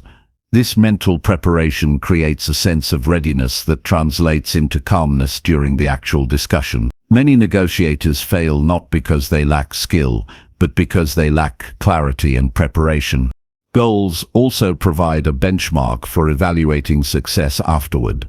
Without them, you may leave a negotiation unsure whether you did well or not, relying only on how you feel. Feelings are unreliable. Sometimes a compromise feels like a win when it isn't, and sometimes standing firm feels like a loss when it's actually a victory. But when you measure the outcome against your preset goals, you gain an objective view. This reflection strengthens your skill for the future and helps refine your approach. Clarity of goals also disciplines your emotions. Negotiations often stir feelings of excitement, frustration, or urgency. When emotions dominate, people agree to things they later regret. But when goals are clearly defined, they serve as a stabilizer. You can pause, check whether the proposal matches your objectives, and respond with reason rather than emotion. This balance gives you strength and composure, which are often more powerful than any words spoken in the heat of the moment. Over time, the habit of setting goals before negotiations shapes not only outcomes, but also your character. It develops foresight, discipline, and intentionality, qualities that extend far beyond the negotiation table. You begin approaching challenges in life with the same clarity, asking yourself what you want, why it matters, and how to achieve it. This habit builds direction into your decisions, replacing passivity with purpose. The truth is, no one stumbles into great outcomes by accident. Success is guided by preparation, and preparation begins with clear goals. Every time you take the time to define them, you position yourself as a leader of the conversation rather than a follower. You stop reacting to circumstances and start shaping them. This shift from passivity to intentionality is the difference between average negotiators and exceptional ones. When you practice this consistently, you become known as someone who enters discussions with clarity and focus. Others respect this discipline, and it makes them take your words more seriously. They recognize that you are not easily swayed or distracted, and this recognition alone strengthens your position.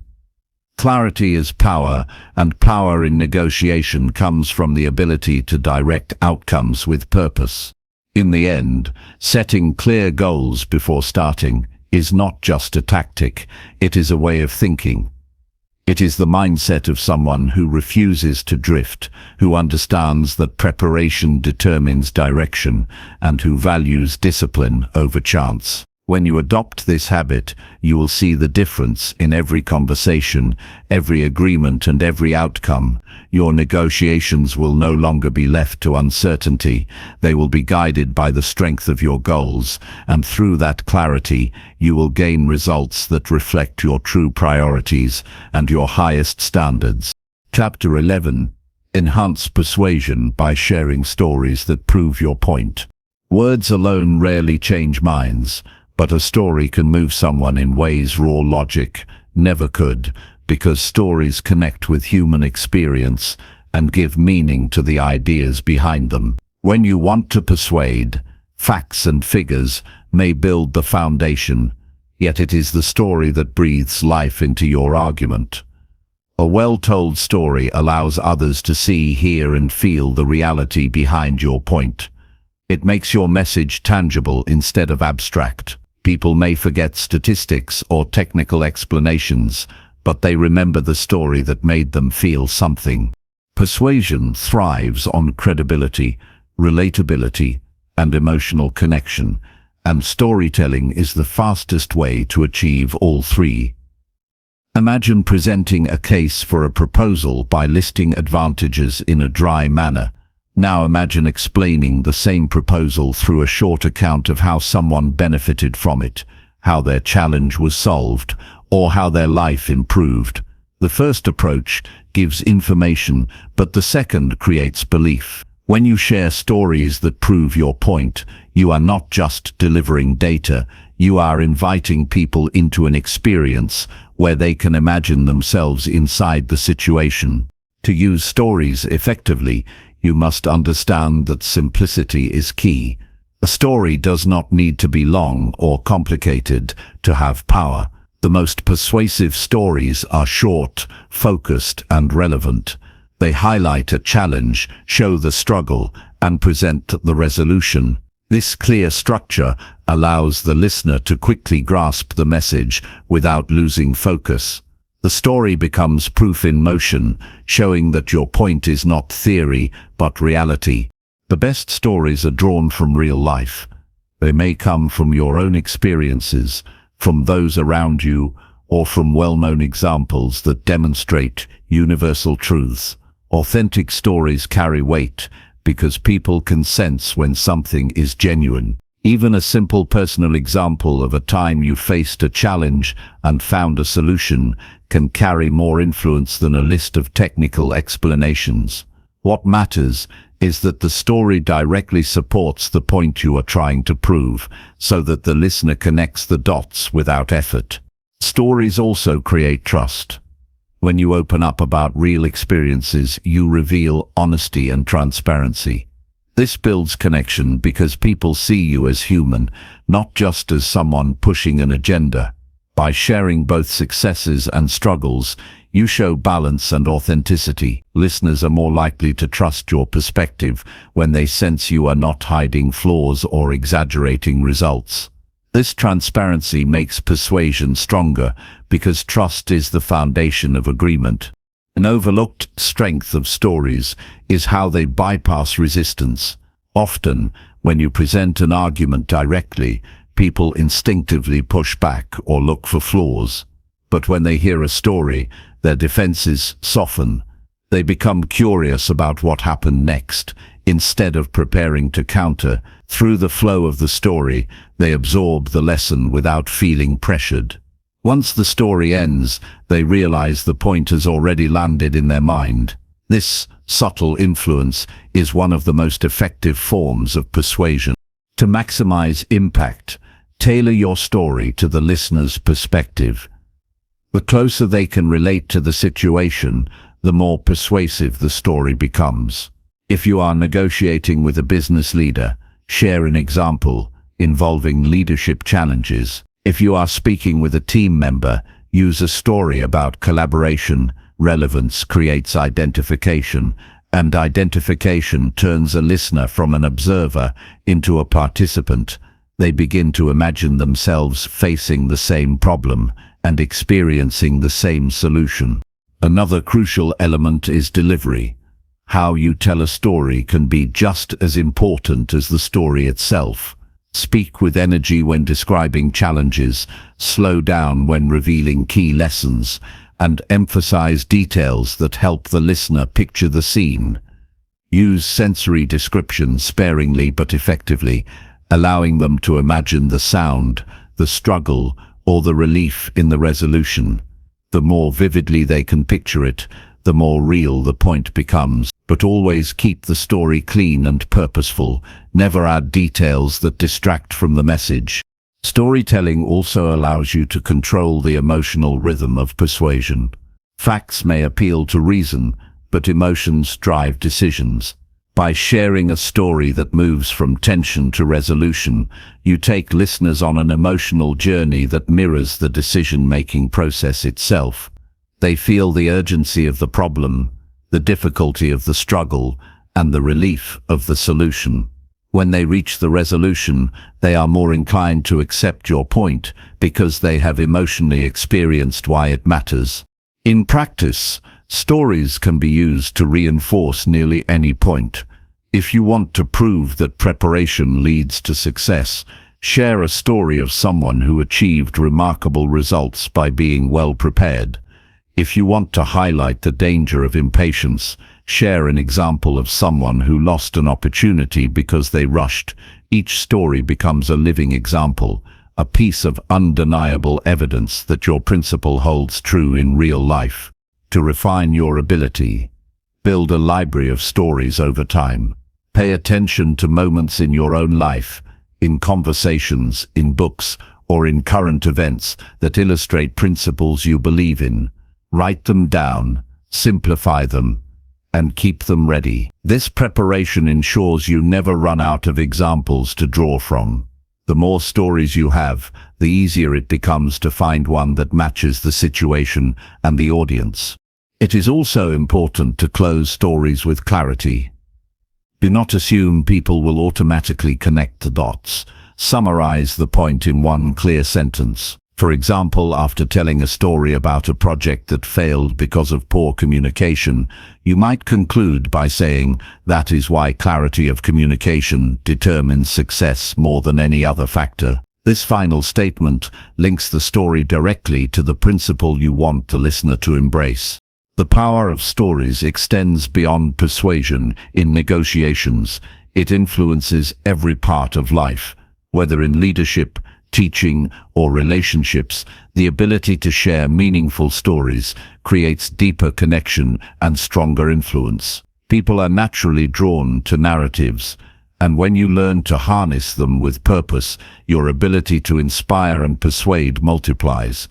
The discipline of using stories to persuade also trains you to think in terms of examples rather than abstract claims. This habit improves clarity because you continually ground your ideas in real evidence. Instead of speaking in general terms, you bring ideas to life with proof. This not only persuades others, but also sharpens your own understanding, since a principle without examples often remains vague even in your own mind. As you grow in this practice, you will notice how others respond differently. They lean in when you begin a story. Their expressions change as they follow the journey. They remember the example long after the conversation ends. This lasting impression is what gives storytelling its enduring influence. Long after people forget the exact words you used, they will remember the story that touched them and the lesson it carried. The art of persuasion is not about forcing agreement, but about guiding others to see truth in a way that resonates with them. Stories are the most natural bridge to achieve this. They connect reason with emotion, logic with humanity, and facts with lived experience. By sharing stories that prove your point, you give others something more than arguments. You give them understanding. And in the world of negotiation and influence, understanding is what ultimately moves people to action. Chapter 12. Lead progress by offering solutions, not problems always. Real progress begins when you stop pointing at what went wrong and start shining a light on what can be done next. People don't admire the one who endlessly explains why something failed. They respect the one who calmly steps forward with an idea that moves things forward. Every leader, every change maker, and every builder who has shaped the future did so by being solution-driven rather than problem-focused. This is not about ignoring difficulties. It is about refusing to let those difficulties define the path. The difference between those who stall and those who succeed is simple. One sees walls while the other sees doors waiting to be opened. Think of the moments in your life when you were stuck in circles of complaint. The energy was heavy, conversations were repetitive, and nothing moved forward. Now think of a time when someone entered that same environment and said, "Here's what we can do." Suddenly the atmosphere shifted. Doubt turned into hope. Resistance turned into action. That is the power of bringing solutions. It transforms frustration into momentum. And the truth is, anyone can learn this skill if they commit to practicing it daily. Start by training your mind to stop after identifying a problem and immediately ask, what can be done about this? This one shift changes your role from observer to creator. Instead of sinking into blame or fear, you begin searching for paths forward. Even if the first ideas are not perfect, the habit of generating them sparks collaboration. People are more likely to join you when you come with a constructive mindset than when you only highlight flaws. In teams, In families and in personal growth, this approach sets you apart as someone who lifts rather than drags. Solutions do not always have to be massive. In fact, most progress is built from small, practical steps that keep things moving. Imagine a workplace conflict. Two people disagree, voices rise, tension spreads. You could fuel the fire by taking sides or complaining about how unprofessional it is. Or you could say, let's pause and focus on the common goal we both want. By offering even a small bridge, you redirect energy toward resolution. Over time, people remember you not as the person who magnified the issue, but as the one who helped find peace. Leadership in any form demands this mindset. When challenges arise, everyone already knows something went wrong. What they are searching for is someone who can guide them toward what can go right. That is why leaders who constantly present solutions earn respect and loyalty. They create an environment where obstacles are temporary, not permanent. This does not mean pretending everything is easy. It means acknowledging reality, then moving beyond it with courage and creativity. One powerful habit is to phrase every concern with a proposed action attached. Instead of saying, "This process is broken," say, "This process slows us down, but we could try this method to improve it." Notice the difference. The first leaves people stuck in frustration. The second invites progress. When you consistently show up with this approach, you begin training the people around you to think the same way. Soon the culture shifts from criticism to innovation. Even in personal relationships, this principle changes dynamics. Imagine a couple facing financial stress. One partner might keep repeating, "We never have enough money." That complaint may be true, but it solves nothing. The other partner might say, "What if we adjust our spending, or take on a small project to increase income?" Now there is a path forward. Hope replaces despair, and when hope is present, people are willing to act. Offering solutions also makes you more resilient. Problems will always exist. But when you focus on solutions, you don't waste energy on what you cannot control. You direct your attention to actions that matter. This mindset reduces stress and builds confidence because you prove to yourself again and again that challenges can be managed. The more solutions you generate, the more capable you feel. Confidence comes not from avoiding problems, but from facing them with a constructive response. Another powerful effect of this approach is how it influences opportunities. People are drawn to those who bring answers. Employers notice employees who propose improvements. Friends value companions who help them see options when they feel lost. Communities respect voices that bring clarity instead of chaos. Every solution you contribute becomes part of your reputation. Over time, it positions you as someone who is dependable, trustworthy, and influential. Of course, not every solution will succeed on the first try. That is not the point. What matters is your commitment to keep seeking better answers rather than dwelling on difficulties. Progress is built on trial and adjustment. By consistently bringing options to the table, you keep momentum alive. Others may hesitate, but you become the one who moves the group forward. That persistence is far more valuable than waiting for a perfect plan before acting. To strengthen this skill, practice asking better questions. When faced with an issue, ask yourself, what outcome do I want? What resources do I have? Who can help? What is the first step we can take today? These questions unlock creativity and prevent your mind from staying trapped in frustration. They shift your thinking from helplessness to action. Over time, this becomes automatic, and you will notice yourself naturally guiding conversations toward progress instead of problems. The world is filled with voices that can point out flaws. That requires little effort. The rare and powerful few are those who walk into the same room and bring direction. They show others a way forward when the path is unclear. That is the kind of person people remember. That is the kind of leader who leaves a legacy. You do not need a title or authority to be that person.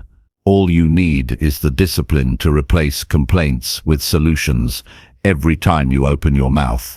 Every time you choose to present a way forward, you reinforce the belief that improvement is always possible.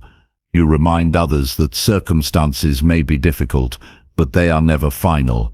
And most importantly, you prove to yourself that your presence brings value wherever you go. That is true leadership, and that is the essence of progress.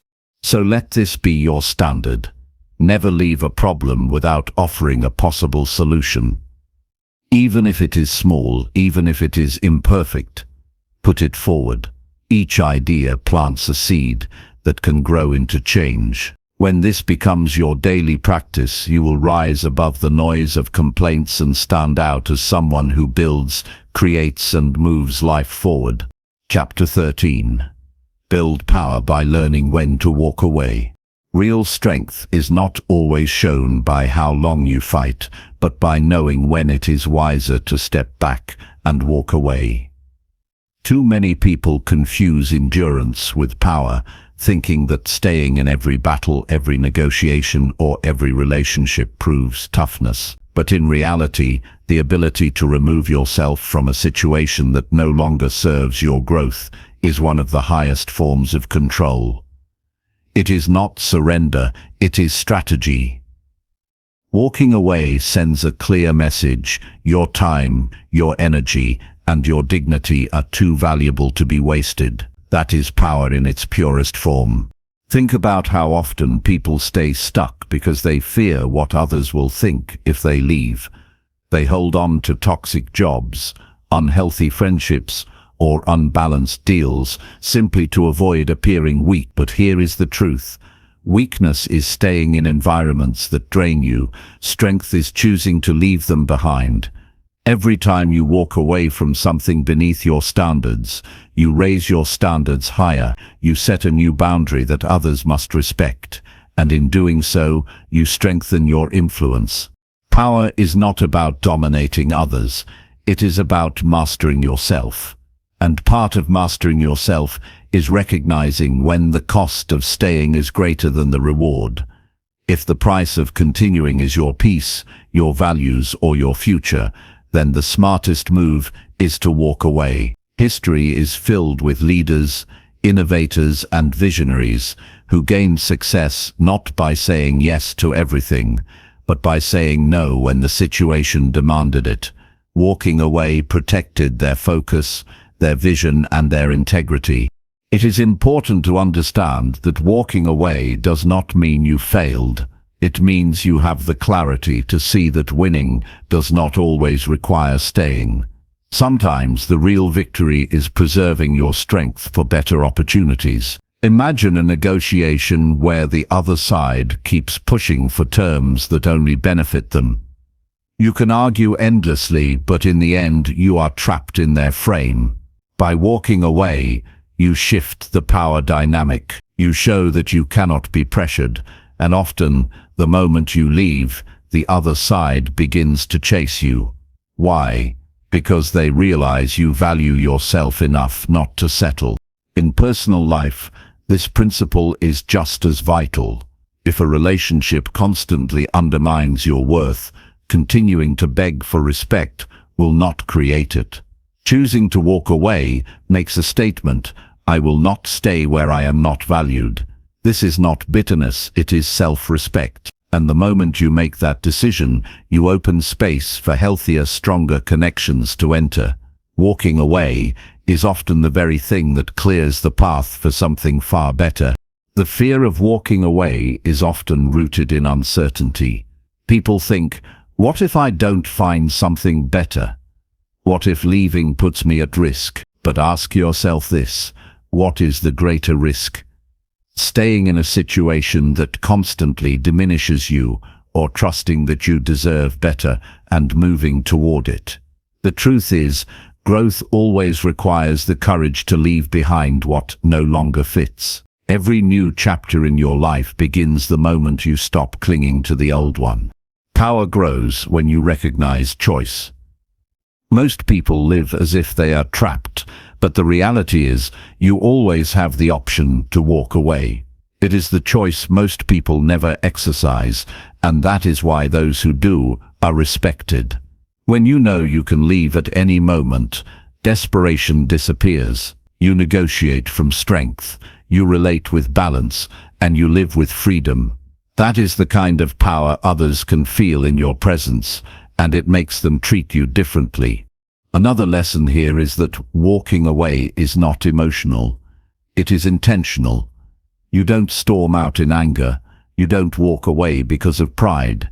You walk away because you have assessed the situation clearly and decided it no longer aligns with your values or goals. This is not about ego. It is about discipline. And discipline always creates power. By showing that you are not controlled by impulse or by pressure, you earn the respect of others and the trust of yourself. Walking away also protects your energy. Energy is the fuel for everything you build, and wasting it on dead ends prevents you from making progress. By learning to recognize environments that no longer give you a return, you reclaim that energy and redirect it toward places where it can multiply. Whether it is time spent on projects that go nowhere, or energy invested in people who never reciprocate, walking away ensures that your efforts are not lost in unworthy directions. This ability also helps you avoid being manipulated. People often try to hold power over you by creating the illusion that you cannot leave. They may say, "You need this job," or "You will never find someone like me." But the moment you prove that you can, in fact, walk away, their control evaporates. They cannot trap someone who values freedom more than approval. And once you experience the strength of walking away once, you become less afraid of doing it again. It becomes a habit of strength that shapes your character. The paradox is that walking away often gives you more influence than staying. When people see that you will not compromise your standards, they begin to take you more seriously. They adjust their behavior, they offer better terms, and they give you the respect they denied before. And even if they don't, you have still gained, because you preserved your integrity. Either way, you win. That is the beauty of walking away. It ensures that you never lose yourself, no matter the outcome. So, ask yourself right now, what in your life should you walk away from? Is it a draining habit that steals your health? Is it a partnership where you are constantly giving and never receiving? Is it a dream that no longer belongs to you but you hold on to out of fear of starting over? Walking away does not mean you don't care. It means you care enough about your future to stop settling for less. Every step you take away from what weakens you is a step closer to what strengthens you. Power is not found in fighting every battle. Power is found in choosing your battles wisely. When you master the art of walking away, you protect your time, your energy, and your dignity. You create space for greater opportunities, healthier connections, and stronger victories. And most importantly, you prove to yourself that you are in control of your own destiny. Walking away is not the end. It is the beginning of living with true power. Chapter 14. Strengthen relationships by practicing patience with persistence daily. Real success in negotiation and in life comes from the steady power of patience, combined with the quiet strength of persistence. Relationships, whether personal or professional, are not built overnight. They grow through consistent actions, thoughtful responses, and the ability to remain calm even when situations test your limits. Patience allows you to understand the pace of others, while persistence ensures you keep moving forward with intention. When you bring these two forces together every day, you create trust, stability, and influence that lasts. Many people lose opportunities because they rush or push too hard. They want instant results, fast agreements, and immediate recognition. But negotiation, like any human interaction, often unfolds in layers. People need time to process, to feel understood, and to trust your intentions. If you become impatient, you may force a result that seems like a win in the moment, but damages the long-term relationship. Patience teaches you that not every battle must be won in an hour, and not every agreement must be sealed in a single meeting. When you slow down and allow conversations to breathe, you give space for clarity and mutual respect to emerge. Persistence, on the other hand, is what keeps relationships alive when obstacles appear. It means you do not give up simply because the first attempt failed or the first response was not favorable. You return, you try again, you show consistency. Persistence is not about being aggressive, it is about showing that you are reliable and committed. Over time, this reliability becomes one of your strongest assets, because people learn that they can count on you not just when things are easy, but also when they are difficult. When you combine patience and persistence, you communicate a powerful message. I respect your pace, but I also stand firm in my commitment. That balance is rare, and it is what strengthens bonds over the long term. Imagine negotiating with a client who is hesitant. If you push too hard, they retreat. If you give up too quickly, they forget you. But if you consistently check in with understanding, clarity, and respect, they eventually see you as someone they can trust. This is how deals close, how partnerships form, and how credibility is earned. Relationships are like investments that compound over time. A single act of patience or a single moment of persistence may not show immediate results, but repeated daily, they build a reputation that others cannot ignore. Think of leaders who inspire loyalty. They do not achieve it by demanding instant obedience.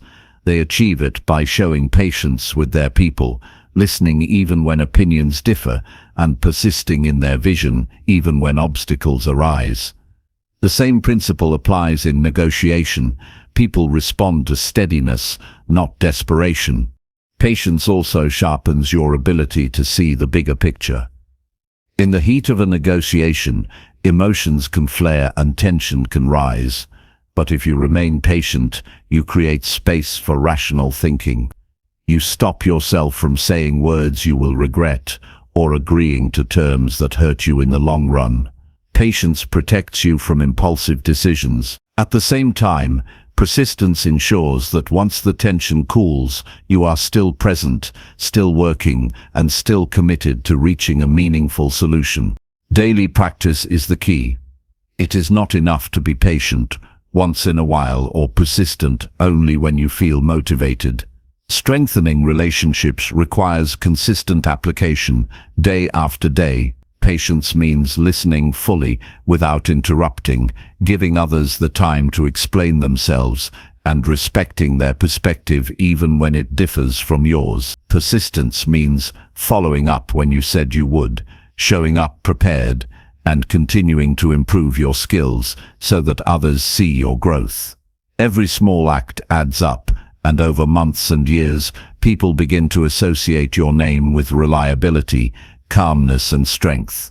It is important to remember that patience is not passivity. Being patient does not mean you do nothing or allow others to take advantage of you. It means you act with timing and wisdom. Persistence is not stubbornness either. It is not repeating the same ineffective approach endlessly. It means adapting your strategy while holding firmly to your values and your goals. The combination of these two qualities creates resilience, and resilience is what sustains both negotiations and relationships when challenges appear. When someone feels your patience, they feel respected. When someone sees your persistence, they feel valued. Together, these qualities form the foundation of trust, and trust is the real currency in negotiation. Without it, even the smartest arguments fail. With it, even difficult conversations can lead to lasting agreements. Think about your own life. How many times have you given up too early because the process took longer than expected? How many times have you damaged relationships by losing patience in the middle of conflict? These moments teach us that patience and persistence are not optional. They are necessary for growth. If you make it a daily discipline to practice them, you will notice how people respond differently to you. Doors that once seemed closed begin to open. Conversations that once ended in tension begin to soften. People who once doubted your intentions begin to see you as trustworthy. Every strong negotiator knows that results come not from rushing, but from steady progress. The most valuable deals, the strongest partnerships, and the deepest relationships are built slowly, tested over time, and strengthened by consistent action. Patience gives you the emotional control to navigate challenges without frustration. Persistence gives you the discipline to keep showing up until the outcome is achieved. Together they make you unstoppable. So, commit yourself today to practicing patience and persistence daily. Be patient with the people you work with, the clients you serve, and the loved ones you care about. Show them that you can listen, understand, and give them space. At the same time, be persistent with your goals, your values, and your promises. Show up when you say you will, follow through on commitments, and continue to grow even when results are slow. These daily actions may seem small, but they create relationships that last a lifetime. The truth is, relationships are the foundation of every negotiation and every achievement in life. By practicing patience and persistence daily, you strengthen that foundation. You build trust that no challenge can break. You develop influence that no competitor can match. And most importantly, you become the kind of person others want to work with, respect, and follow. That is how you create lasting success. Not through force, not through speed, but through the steady and disciplined practice of patience and persistence every single day. Chapter 15. Increase success by adapting strategies to different personalities. True success in negotiation and in life comes from understanding people deeply and adjusting your approach to meet them where they are. No single strategy works for everyone because each person brings unique motivations, fears, and ways of thinking into every interaction. The most effective negotiators are not rigid, they are adaptable. They recognize that persuasion is not about forcing others to see things your way, but about guiding them in a way that aligns with their values and perspective. Mastering this skill exponentially increases your chances of success. It begins with observation. Every person communicates differently, and those differences reveal clues about how to connect. Some people respond to logic and data, others to emotion and stories. Some want details, others want the big picture. By paying attention to tone, body language, and choice of words, you gather information that allows you to tailor your strategy. The more accurately you identify the personality type you are dealing with, the more effectively you can present your ideas in a way they will understand and embrace. Flexibility is key. Adapting does not mean compromising your values or goals. It means choosing the method that best resonates with the person in front of you. For instance, when dealing with a highly analytical individual, present clear facts, statistics, and structured arguments. When negotiating with someone who is driven by emotion or relationships, emphasize benefits, trust, and connection. Recognizing and responding to these differences prevents resistance and opens the door to collaboration. Empathy plays a crucial role in adaptation. To adjust effectively, you must genuinely seek to understand the other person's perspective. Ask questions, listen carefully, and reflect back what you hear to confirm understanding. This demonstrates that you value their viewpoint, which lowers defenses and builds rapport. When people feel heard and respected, they are more open to considering solutions you propose. Adaptation is not manipulation, It is the intelligent alignment of your communication with the needs and tendencies of others. A practical step is to classify personalities into broad categories for strategy purposes. While people are complex, patterns emerge.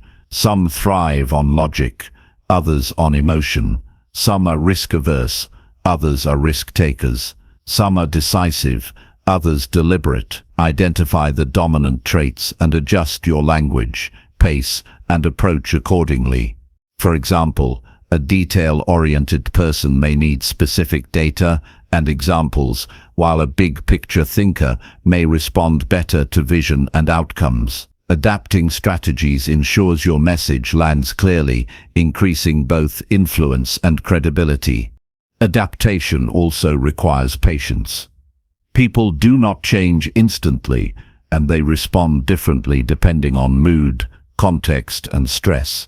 A strategy that works one day may need adjustment the next. Staying attuned to these fluctuations allows you to maintain influence without confrontation. Persistence in tailoring your approach while remaining calm and focused demonstrates professionalism and builds long-term trust. It is equally important to recognize when to shift strategies mid-conversation. Sometimes, an approach that seemed appropriate at the start fails to engage the other person. Being rigid in such moments can damage relationships and stall negotiations. By remaining flexible, you can pivot your method to better align with their reactions. This adaptability communicates competence and intelligence, making people more receptive to your ideas. In addition to observation, practice enhances adaptability. Engage with different personalities regularly in everyday interactions, not just formal negotiations. Notice what types of communication resonate and which provoke resistance. Over time, you develop an intuitive understanding of people, allowing you to adjust quickly and naturally. Real mastery comes from repeated exposure and deliberate reflection on what strategies succeed in various contexts. Confidence underlies effective adaptation. People respond to calm, assured behavior. When you adjust your strategy, do so with conviction. If you hesitate or appear uncertain, even the best approach can fail. Confidence signals that you understand both yourself and the other person, which encourages them to follow your lead. Adaptation combined with confidence becomes a powerful tool that shapes outcomes without coercion. Learning to adapt also strengthens resilience. Not every interaction will go as planned, and some people will challenge your approach. By staying flexible, you can navigate obstacles without losing momentum. Rather than viewing unexpected reactions as failures, you treat them as opportunities to refine your strategy and improve your understanding. Each interaction becomes a chance to learn and grow, increasing your effectiveness over time. Another benefit is the ability to build lasting relationships. People naturally gravitate toward those who understand them and communicate effectively. When you adjust your strategies to meet others' needs, you build connection and trust. Negotiation becomes less about confrontation and more about collaboration, fostering relationships that extend beyond a single deal. Strong relationships create networks of support, opportunities, and influence that compound success over time. Self-awareness enhances adaptability. Recognizing your default style allows you to consciously shift it to suit others. Many people assume everyone thinks and reacts as they do, which limits effectiveness. By identifying your tendencies, whether you are assertive, analytical, empathetic, or fast-paced, you can deliberately modify your approach when needed. This intentional flexibility strengthens your influence and ensures your communication is always appropriate and impactful. Preparation is another critical factor. Before entering a negotiation, anticipate the personality types you may encounter and consider the strategies that will resonate. Develop multiple approaches for presenting your points and for responding to objections. This proactive mindset prevents reactive or ineffective communication and positions you as a skilled, adaptable negotiator who can handle any situation with competence. Ultimately, increasing success through adapting strategies is about balance. You maintain your objectives while aligning your approach with others' tendencies. You blend empathy with clarity, flexibility with conviction, and observation with action. When done consistently, this practice amplifies influence, builds trust, and accelerates progress. Every person you interact with becomes an opportunity to apply this principle and enhance your effectiveness. Success in negotiation and in life is rarely a one-size-fits-all endeavor. By observing carefully, understanding deeply, adjusting intentionally, and practicing consistently, you gain the ability to engage with anyone effectively. Adaptability transforms challenges into opportunities and resistance into collaboration. The more you commit to this approach, the stronger your relationships, the smoother your negotiations, and the greater your success. Chapter 16. Stay focused by removing emotions from critical decisions.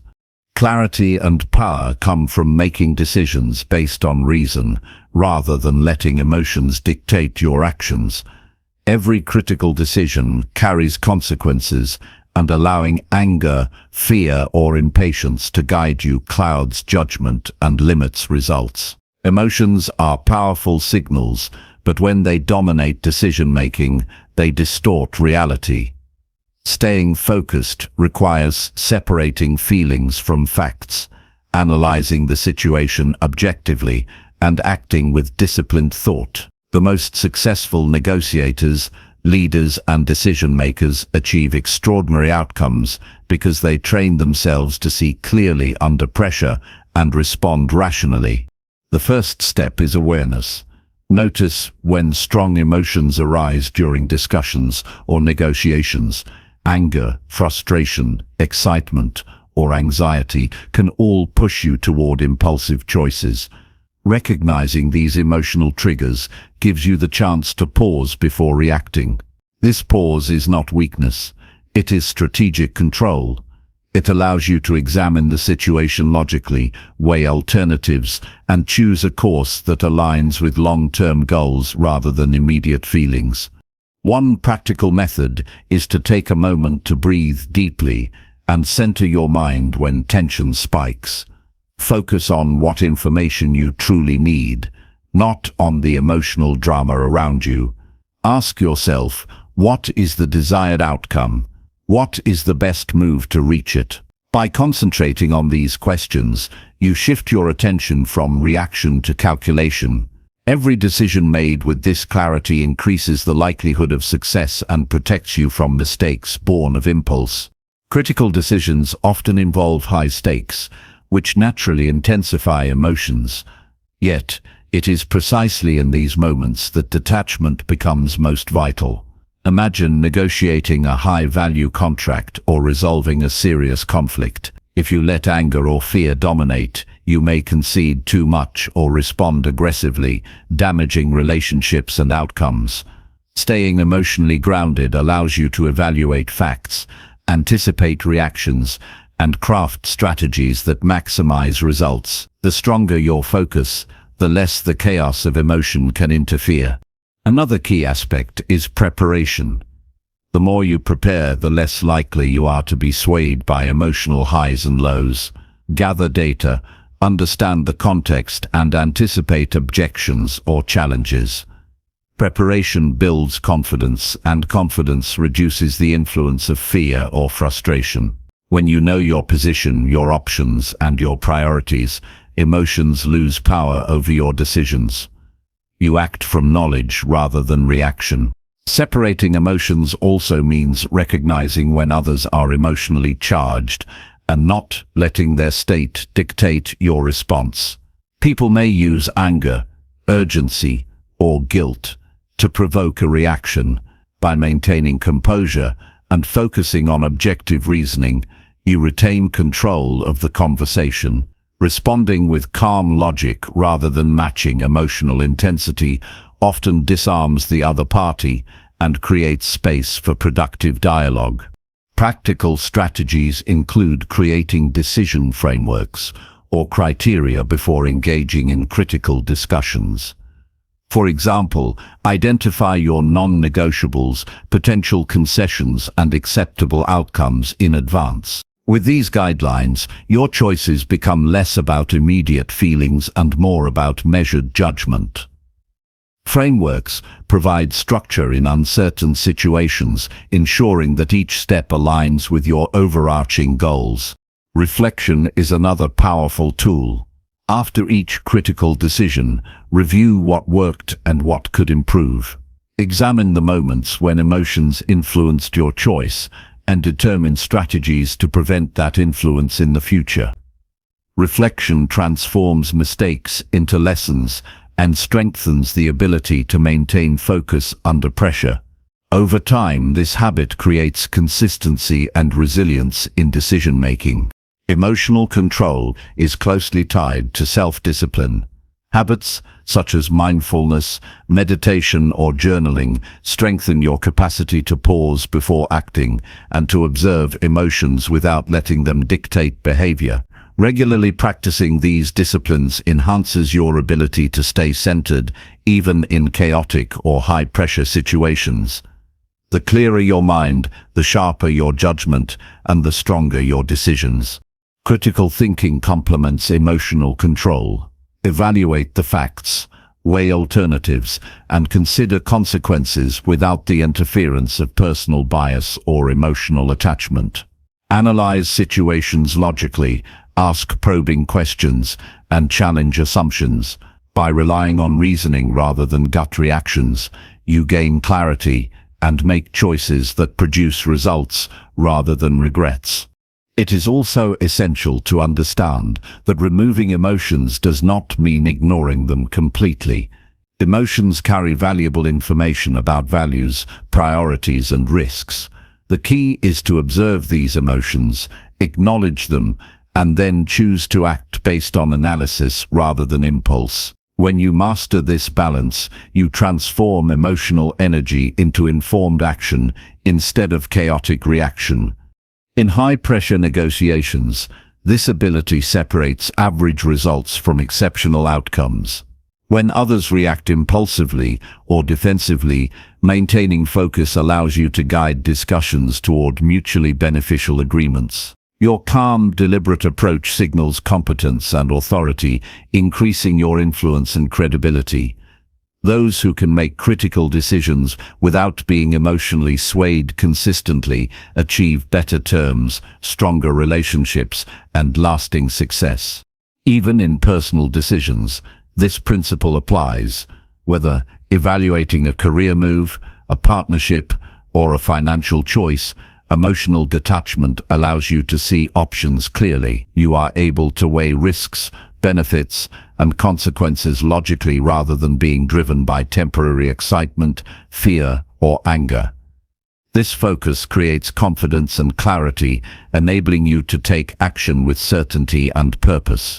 Ultimately, staying focused by removing emotions from critical decisions is about discipline, awareness, and strategy. It is about training yourself to pause, analyze, and respond with intelligence rather than reactivity. Every decision made in this manner strengthens your reputation, increases your influence, and positions you for greater success. By mastering this skill, you transform uncertainty and pressure into opportunity and control, ensuring that every choice you make moves you closer to your goals. Chapter 17. Protect results by documenting agreements in writing clearly. Every agreement, no matter how simple it seems, gains its true power when it is clearly documented in writing. Words spoken aloud can be misunderstood, forgotten, or twisted over time, but a written record creates certainty and accountability. Protecting results requires this discipline because success is not only about reaching an agreement, but also about ensuring that what is promised is honored. Writing things down is a practical step that safeguards your efforts, your credibility, and your relationships. Clear documentation begins with precision. Every term, expectation, and responsibility must be expressed unambiguously. Ambiguity leaves room for interpretation, which can lead to disputes or failure to deliver. Specify who is responsible for what, the timeline for each action, and the measurable outcomes expected. This level of detail ensures that both parties share a mutual understanding and reduces the risk of future conflict. Clarity in writing reflects professionalism and signals that you take commitments seriously. Consistency is another crucial element. If you commit to something verbally but fail to reinforce it in writing, you leave yourself vulnerable. Documenting agreements consistently strengthens your reliability. When people see that your commitments are recorded, they take them more seriously and are more likely to follow through. Over time, this practice builds a reputation for integrity and precision, which enhances your influence in negotiations and collaborations. Use simple, direct language. Avoid complicated jargon or unnecessary embellishments that might confuse the reader. The purpose of documentation is not to impress, but to create a clear record. Each sentence should convey one idea, leaving no doubt about obligations or expectations. Simple writing is powerful because it removes ambiguity and ensures that agreements are actionable. Anyone reading your document should immediately understand what is expected, what has been promised, and what the consequences are for non-compliance. Documentation also provides a reference point for accountability. In negotiations or partnerships, disagreements may arise. Having a written record allows you to revisit the original terms and resolve disputes objectively. It prevents arguments from becoming personal and keeps the focus on facts. This approach not only protects your results, but also maintains relationships by removing misunderstandings from the equation. Another practical step is to summarize verbal discussions in writing immediately after meetings. This habit ensures that all parties leave with the same understanding of what was agreed upon. It also allows others to review, confirm, or clarify any points before implementation. This simple practice eliminates confusion and ensures alignment, turning intentions into enforceable commitments. Including deadlines and milestones in written agreements strengthens accountability further. When people know that there is a timeline for delivery and specific checkpoints to track progress, they are more likely to stay committed. Deadlines create structure and discipline, while documentation ensures that these expectations are transparent. This combination protects the integrity of results and reduces the likelihood of procrastination or neglect. Documentation is not limited to formal contracts. Even in casual agreements or smaller projects, putting commitments in writing reinforces responsibility. An email outlining agreed actions, a shared checklist, or a summary note can serve as a protective measure. Treat every agreement as important enough to be documented, and you will notice fewer misunderstandings and more consistent outcomes. Digital tools make this process even more efficient. Shared documents, collaborative platforms, and secure storage options allow all parties to access agreements anytime. This transparency builds trust because everyone can verify commitments and follow progress. Protecting results is not just about creating documents. It is about making them accessible and actionable so that agreements translate into measurable outcomes. Documentation also encourages thorough thinking before commitment. When you know that your words will be recorded, you are more careful in what you agree to. You evaluate obligations, consider potential challenges, and ensure that promises are realistic. This reflection improves decision-making and reduces the risk of overcommitting or under-delivering. Writing clearly forces discipline in planning and execution, which naturally strengthens results. The act of documenting agreements also communicates professionalism and respect. It shows that you value both your time and the other person's time, and that you take the process seriously. People are more likely to respond positively to a negotiator or partner who organizes and records commitments, because it reduces uncertainty and builds confidence in follow-through. Finally, review and confirm written agreements regularly. Circumstances change, and some terms may require adjustment. Keeping agreements updated ensures that commitments remain relevant and achievable. Regular review prevents misunderstandings from escalating and allows for proactive problem-solving. By documenting, confirming, and revisiting agreements, you maintain control over results and strengthen the reliability of your relationships and partnerships. Documenting agreements clearly transforms intentions into enforceable actions, protects your results from misinterpretation, and fosters trust and accountability. It is a habit that ensures clarity, precision, and alignment in every negotiation, every partnership, and every collaboration. Those who practice this discipline consistently gain an unmatched advantage because their results are secure, their credibility is strong, and their influence grows naturally over time. Chapter 18. Expand skills by practicing negotiation in everyday situations. Every day presents countless opportunities to practice negotiation, and the more you engage, the sharper your skills become. Negotiation is not limited to boardrooms, contracts, or high-stakes deals. It occurs in ordinary interactions, from resolving a scheduling conflict to discussing responsibilities at home.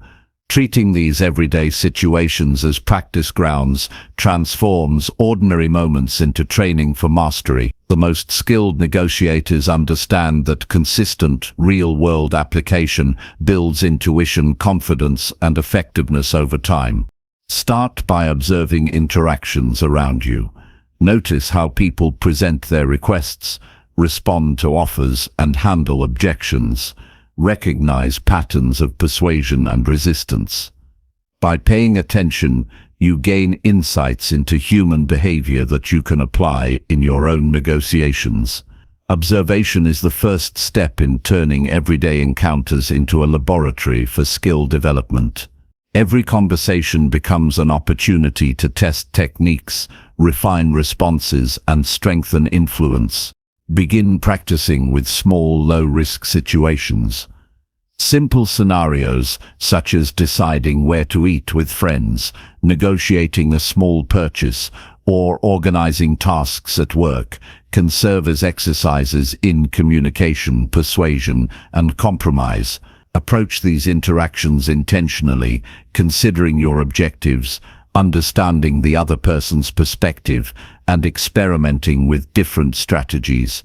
Each successful negotiation, no matter how minor, reinforces confidence and hones the skills required for larger challenges. Active listening is essential in daily practice. Pay close attention to what the other person says, their tone, and body language. Respond thoughtfully, demonstrating understanding and validating their concerns. This builds rapport and increases the likelihood of mutually beneficial outcomes. Listening carefully in everyday situations strengthens your ability to gauge motivations and adapt your approach, which is critical for more complex negotiations. Experiment with phrasing and timing. Notice how the words you choose and the moments you speak influence outcomes. Try presenting options rather than demands, using questions to guide the conversation, and framing ideas in ways that align with the other person's priorities. Practicing these techniques regularly makes them second nature, so that in high-stakes negotiations, they emerge effortlessly. Adaptation is another key skill to develop through daily practice. People respond differently depending on context, mood, and personality.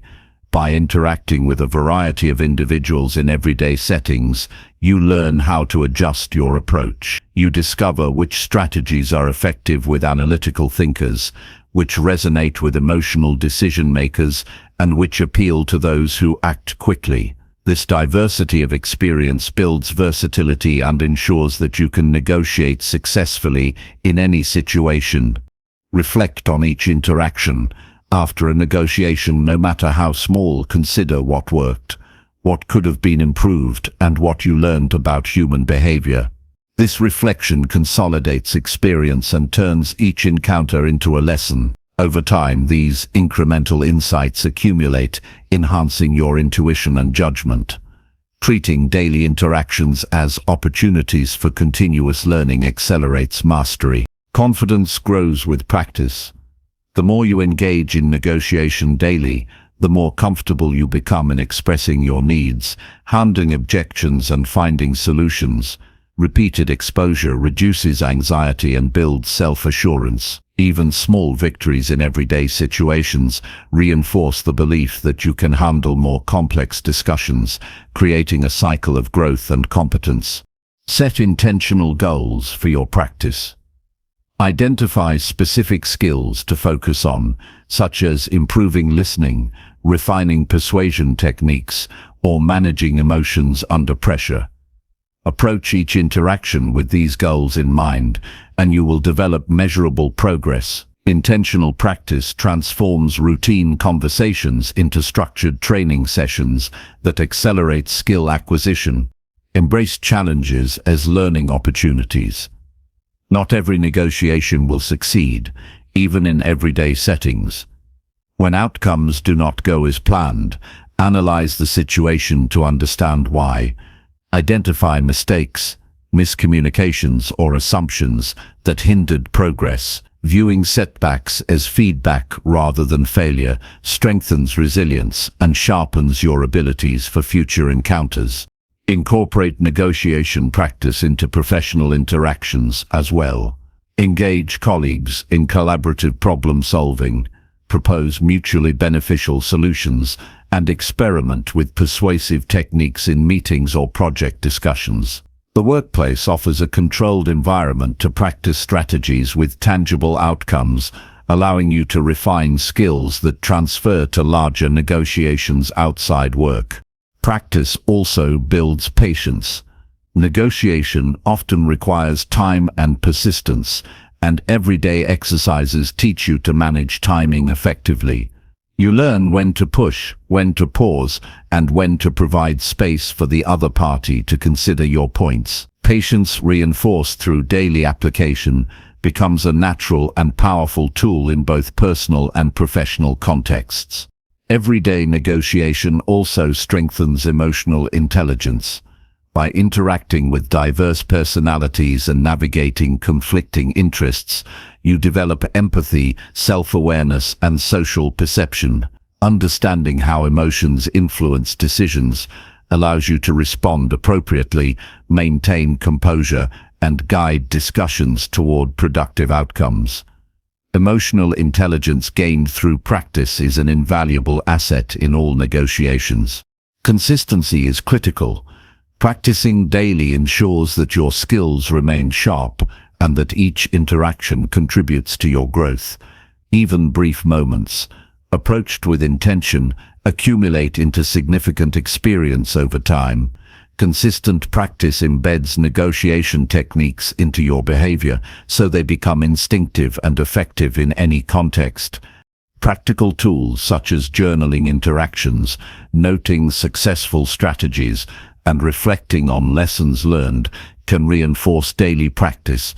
Writing down insights creates a reference library of personal experience, allowing you to apply tested techniques in future negotiations. Over time, this documented practice becomes a guide to continuously improving your effectiveness. Negotiation in everyday life also develops creativity. You encounter unexpected situations that require flexible thinking, problem solving, and innovative solutions. By practicing in a variety of contexts, you expand your ability to generate alternatives and find solutions that satisfy multiple parties. Creativity strengthens your adaptability and increases your value as a negotiator. Ultimately, expanding skills through daily negotiation practice transforms ordinary interactions into a training ground for excellence. Each conversation, compromise, and discussion contributes to your growth. You develop confidence, versatility, emotional intelligence, and resilience. By treating every interaction as an opportunity to practice, you accelerate mastery and prepare yourself to succeed in high-stakes negotiations, complex deals, and critical life decisions. Chapter 19. Improve growth by reflecting on every past negotiation experience. True growth in negotiation comes not just from action, but from reflection on every experience you encounter. Every discussion, agreement, or disagreement carries lessons that, when analyzed thoughtfully, become tools for future success. Reflection transforms past moments into insight, helping you recognize what worked, what failed, and what can be improved.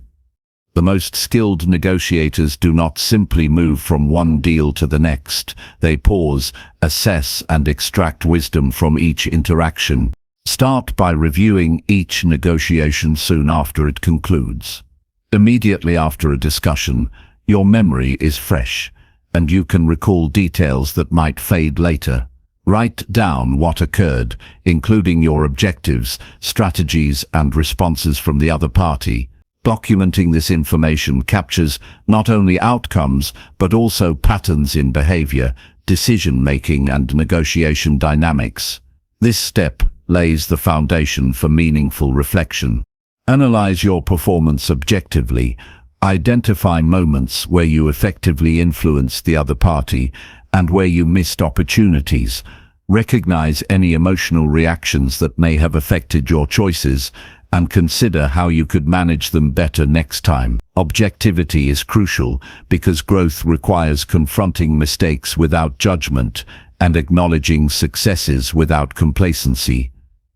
Every interaction contains lessons. If you are willing to look honestly at your actions, examine the strategies you used. Did your approach align with the personality and motivations of the other party? Were your questions clear and purposeful? Did you create value for both sides or focus narrowly on your own goals? Reflecting on these strategic decisions helps refine your approach and improves your ability to adjust in future negotiations. Awareness of what strategies succeeded and which failed accelerates skill development. Consider communication dynamics. Were you actively listening or speaking over the other party? Did you convey your needs clearly and concisely? Did your tone and body language support your message? Reflection on these elements deepens self-awareness and highlights areas where small adjustments can produce significant improvements. Effective communication is a cornerstone of successful negotiation, and refining it through reflection enhances every future interaction. Evaluate outcomes versus expectations. Did the negotiation meet your objectives? Were there compromises that could have been avoided, or alternative solutions you overlooked? Understanding the gap between desired and actual results provides critical insight into how you can improve planning, preparation, and adaptability. Every outcome, whether positive or negative, offers guidance for future decisions. Reflect on timing and pacing. Consider moments when speeding up or slowing down the discussion influenced results.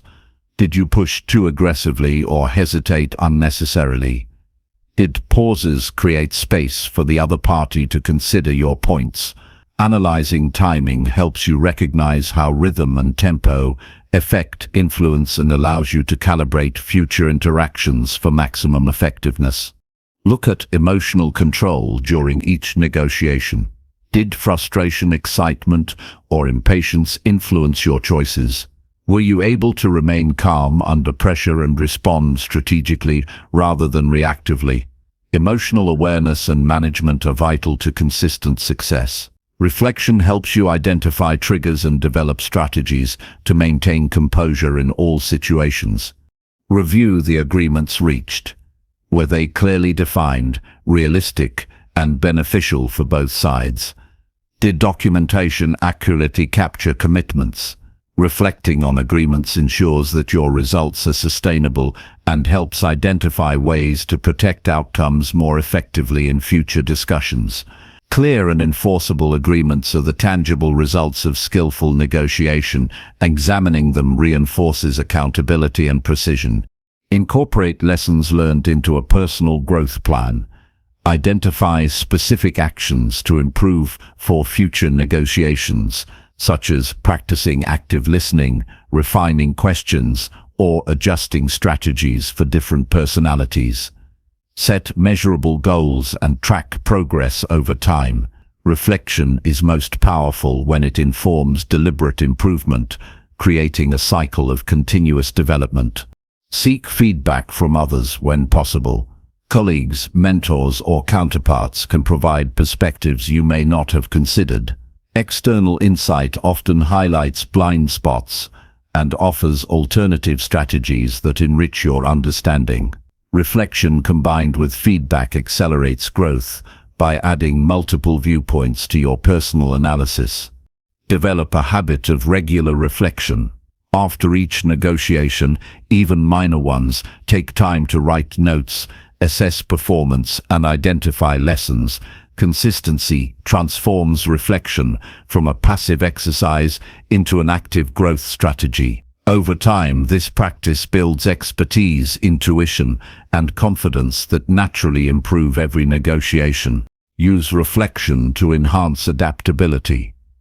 By understanding past successes and failures, you learn how to adjust your strategies to fit different personalities, contexts, and challenges. Reflection informs flexibility, ensuring that you are not repeating the same mistakes, but continuously refining your approach.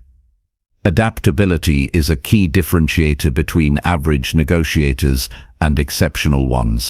Reflection also strengthens resilience. Recognizing mistakes and learning from them prevents discouragement after setbacks.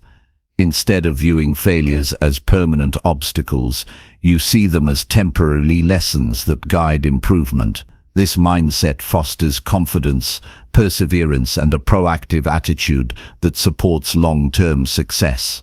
Finally, integrate reflection into your mindset as a daily practice of self-improvement. Each negotiation becomes a source of knowledge rather than just an event to complete. By consistently reviewing, analyzing, and learning from past experiences, you transform ordinary interactions into powerful tools for growth. Reflection ensures that every experience contributes to your skill development, sharpens judgment, and enhances your ability to achieve better outcomes consistently. Chapter 20: Achieve Mastery by Learning Continuously from Great Negotiators. Mastery in negotiation comes from the relentless pursuit of learning from those who have already achieved excellence in the field. No one becomes a great negotiator overnight. It requires observation, analysis, and consistent application of proven strategies. By studying accomplished negotiators, you can accelerate your growth, avoid common mistakes, and discover techniques that produce exceptional results. Learning from others does not mean imitation. It means understanding principles, adapting strategies, and applying insights in your own unique context to achieve superior outcomes. Begin by identifying great negotiators in your industry or in history. These may be business leaders, diplomats, attorneys, or even everyday people known for their persuasive skills and ability to resolve conflicts effectively. Study their approach, communication style, and decision-making processes. Notice how they handle resistance, create value, and build rapport. Each detail provides actionable lessons that you can integrate into your own practice. Observation is the first step in learning from masters. Attend negotiations, watch recordings, or read case studies where expert negotiators have excelled. Focus on the flow of conversation, timing, and methods used to influence outcomes. Pay attention to the subtle ways they gain trust, demonstrate credibility, and create a sense of collaboration. Observing behavior in action allows you to extract strategies that theory alone cannot teach. Analyze their techniques critically. Ask yourself why a particular approach was effective and under what circumstances it succeeded. Consider how their communication, body language, tone, and phrasing influenced the other party. Reflect on the decisions they made and the consequences of those decisions. This analysis transforms observation into deeper understanding, allowing you to adopt and adapt techniques thoughtfully rather than blindly. Incorporate lessons into practice immediately. Learning is incomplete without application. Identify small elements of what you observed and test them in your negotiations. This could include adjusting your phrasing, pacing, or methods of presenting proposals. By integrating insights gradually, you refine your skills while observing the results in real-world contexts. Practice ensures that theoretical understanding becomes actionable expertise. Seek mentorship when possible. Direct interaction with experienced negotiators accelerates growth because you gain guidance, feedback, and perspective that cannot be learned from observation alone. Mentors can challenge assumptions, expose blind spots, and provide proven techniques honed through years of experience. Their insight helps you avoid common pitfalls and encourages disciplined improvement. Continuous learning requires humility. Accept that there is always more to learn, and remain open to new ideas, approaches, and perspectives. Even highly skilled negotiators can improve, and the willingness to observe, adapt, and refine ensures that you remain competitive and effective. Humility allows you to treat every negotiation success and failure as an opportunity to expand your knowledge. Study the principles behind their actions, not just the tactics. Master negotiators operate based on a foundation of psychological insight, strategic thinking, and ethical behavior. Understanding these underlying principles allows you to respond flexibly in varied situations rather than relying on rote methods.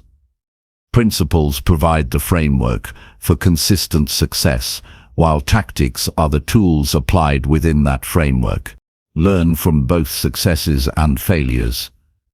Great negotiators are often celebrated for their victories, but examining situations where they faced challenges or setbacks reveals equally important lessons. Understand how they adapted, recovered, and maintained composure. Learning from mistakes teaches resilience, problem solving, and the value of preparation, which are essential for mastery. Incorporate diverse sources of learning. Read biographies, attend workshops, listen to podcasts, and engage in discussions with experts. Each source adds a new dimension to your understanding, offering insights into strategy, communication, psychology, and decision-making. A well-rounded approach ensures that your learning is comprehensive and applicable across different negotiation contexts. Reflect on how these lessons apply to your own goals. Every negotiator has unique circumstances, strengths, and weaknesses. Tailor the strategies you learn to fit your personal style, priorities, and the specific challenges you face. This personalization ensures that learning translates into real improvement and not just theoretical knowledge. Document insights systematically. Keep a journal of techniques, strategies, and lessons learned from observing expert negotiators. Record how you applied them and the outcomes achieved. This ongoing record provides a reference for continuous improvement and highlights patterns of success and areas for further development. Consistent documentation accelerates mastery by reinforcing learning and enabling deliberate practice. Engage in deliberate practice regularly. Identify areas where your skills are weaker and focus on improving them through structured exercises and real-world application. Master negotiators consistently push themselves to refine their abilities even after years of success. Growth comes from intentional effort, not chance, and deliberate practice ensures that you are always improving. Embrace feedback and critique. Learning from masters often involves receiving constructive criticism. Treat feedback as a gift that reveals opportunities for growth. Apply it thoughtfully, experiment with adjustments, and measure results. Those who achieve mastery welcome feedback as an essential part of continuous improvement rather than a threat to ego. Observe ethical decision-making. Great negotiators maintain long-term relationships and credibility by acting with integrity. Study how they balance assertiveness with fairness and persuasion with honesty. Incorporating ethical principles into your approach not only strengthens outcomes, but also builds lasting respect and trust from others, which is fundamental to sustained mastery. Expand your network to include other skilled negotiators. Engaging with peers allows you to exchange experiences, test ideas, and learn from multiple perspectives. Exposure to varied negotiation styles and challenges accelerates understanding and enhances adaptability. Mastery is not developed in isolation, but through engagement with a community of practice. Continuously evaluate your growth. Periodically review your progress, comparing your current skill level with your past performance. Identify new goals, refine strategies, and adjust your approach based on what you have learned from experts. This iterative process ensures that learning is ongoing and that mastery is dynamic rather than static. Adopt a mindset of lifelong learning. Master negotiators never stop growing. They treat every interaction as an opportunity to gain insight and improve. By committing to continuous education, observation, and practice, you ensure that your skills evolve alongside challenges, technologies, and human behavior. Lifelong learning solidifies expertise and sustains mastery over time. Ultimately, achieving mastery through learning from great negotiators requires dedication, observation, reflection, and application. Every insight you gather, every lesson you extract, and every technique you implement builds a foundation for excellence. By consistently seeking knowledge, practicing deliberately, and refining your approach, you cultivate the ability to negotiate effectively, influence others, and achieve exceptional results in any context.